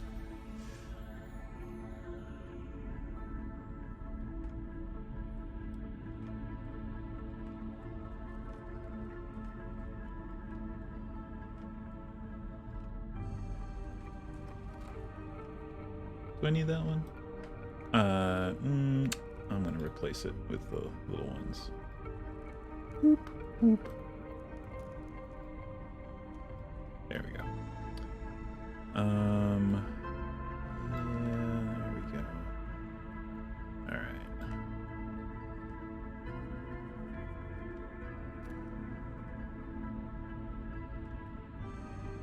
Guess nah. Yeah, well.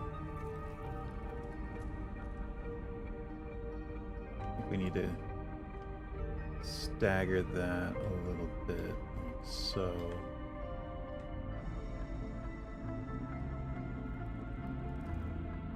Actually, wouldn't it? Oop. I think it would just be there-ish.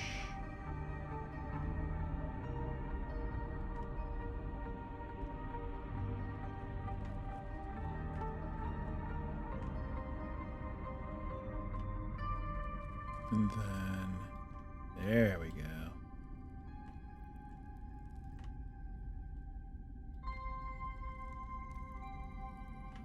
Cool.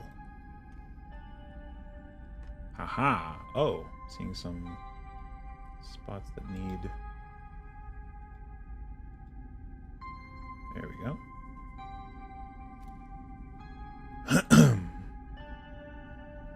All right. Go ahead and pull that one down too. And these as well. collapse that. That's usually just in the way. It's all about the quick bar. It takes the extra time to set it up when you start on a project, but it is worth it. Once you have all your assets right there in this line, it's so much easier than having to deal with the library tabs. I guess that's fine.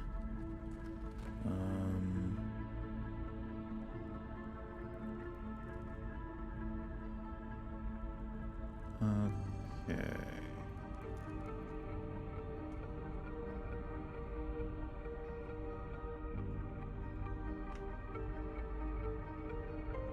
Still have this big chunk of them in the middle here.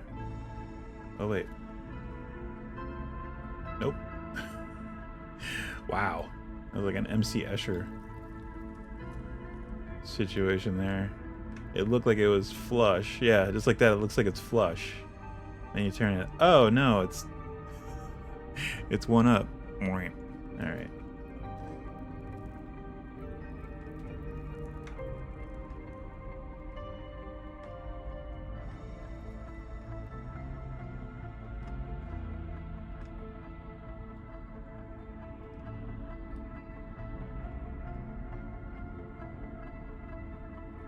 Whoop and whoop and whoop and whoop.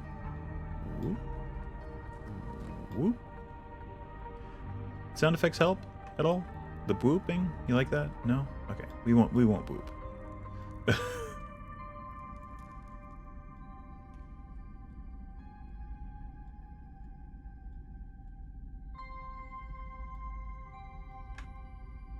Alright. And now just this last strip here. Ooh. For this level, and then we're gonna go through and adjust the center area.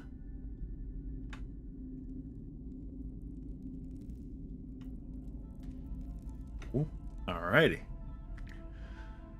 And I guess we'll start from the back. Start from back here because it's at a width where we're yeah. we can kind of handle just the 1 to 2 tile width. Ooh, that's perfect actually. Right there, that half. That helps. And oh, you know what? We'll do that way. Why not? Why not?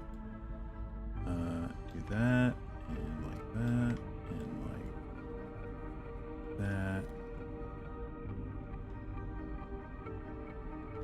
And yeah, some of these are lending themselves with their placement to become like pools, like little shallow pools of water.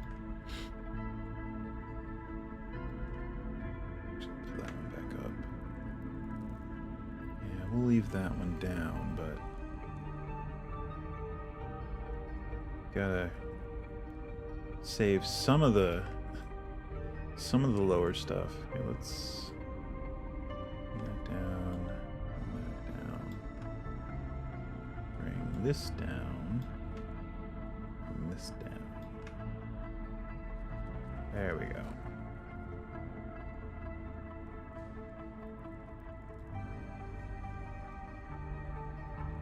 Ooh, actually, I think just this little ravine here for that part, that's perfect. Yeah. Okay. And just like that, and then that, and that.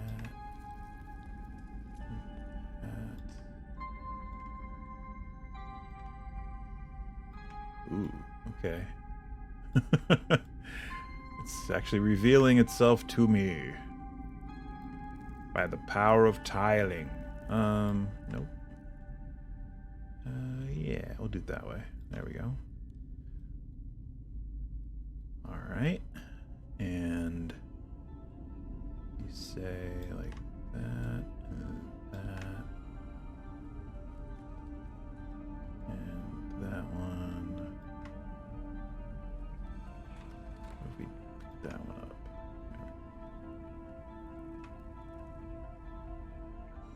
And then back out.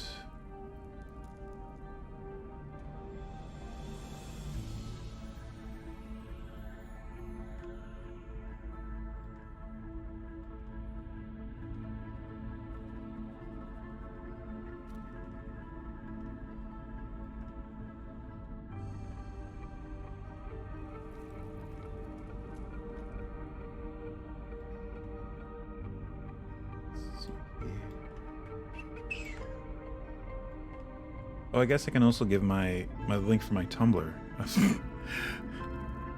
Just like, oh yeah, my Tumblr. Here, let's see. Tumblr.com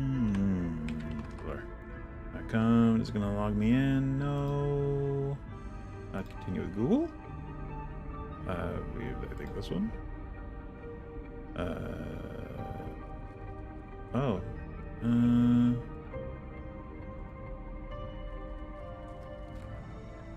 There it is. There it is. Okay. Found it. Aha. Alright. Oh, yeah, just that link. There we go. I'll post this in here. So yeah, if you go there, I post a couple things every day of just music tracks with a GIF. Because I get bored. And it works best on mobile, as Tumblr is wont to do. It does not function well on desktop. Yeah, I would go so far as to say it barely functions on mobile. Why am I asking you guys to go to Tumblr? Don't go to Tumblr. Tumblr's a mess, y'all. But if you're so inclined.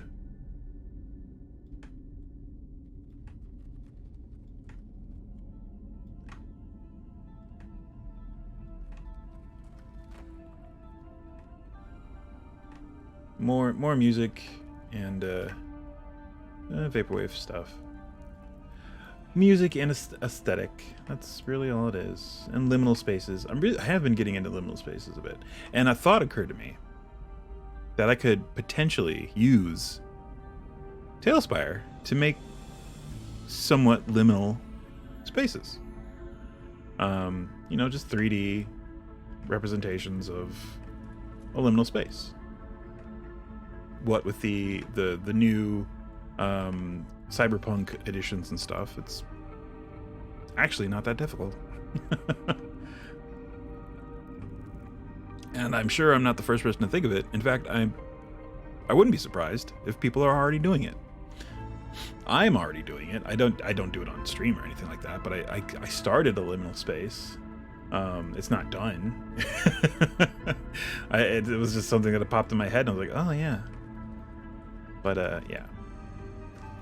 Do we want this to kind of wind like that? I think we do. I think I kind of like it with that narrowness there, and we can kind of do like a offshoot.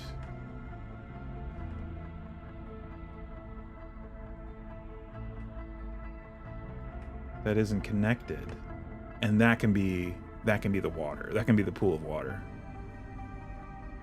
Just this area right here. Just a standalone depressed area. And we could probably do another one somewhere else, but yeah, I mean, we have the beginnings of our canyon floor, folks. Awesome sauce. I think that's where we're gonna call it for today.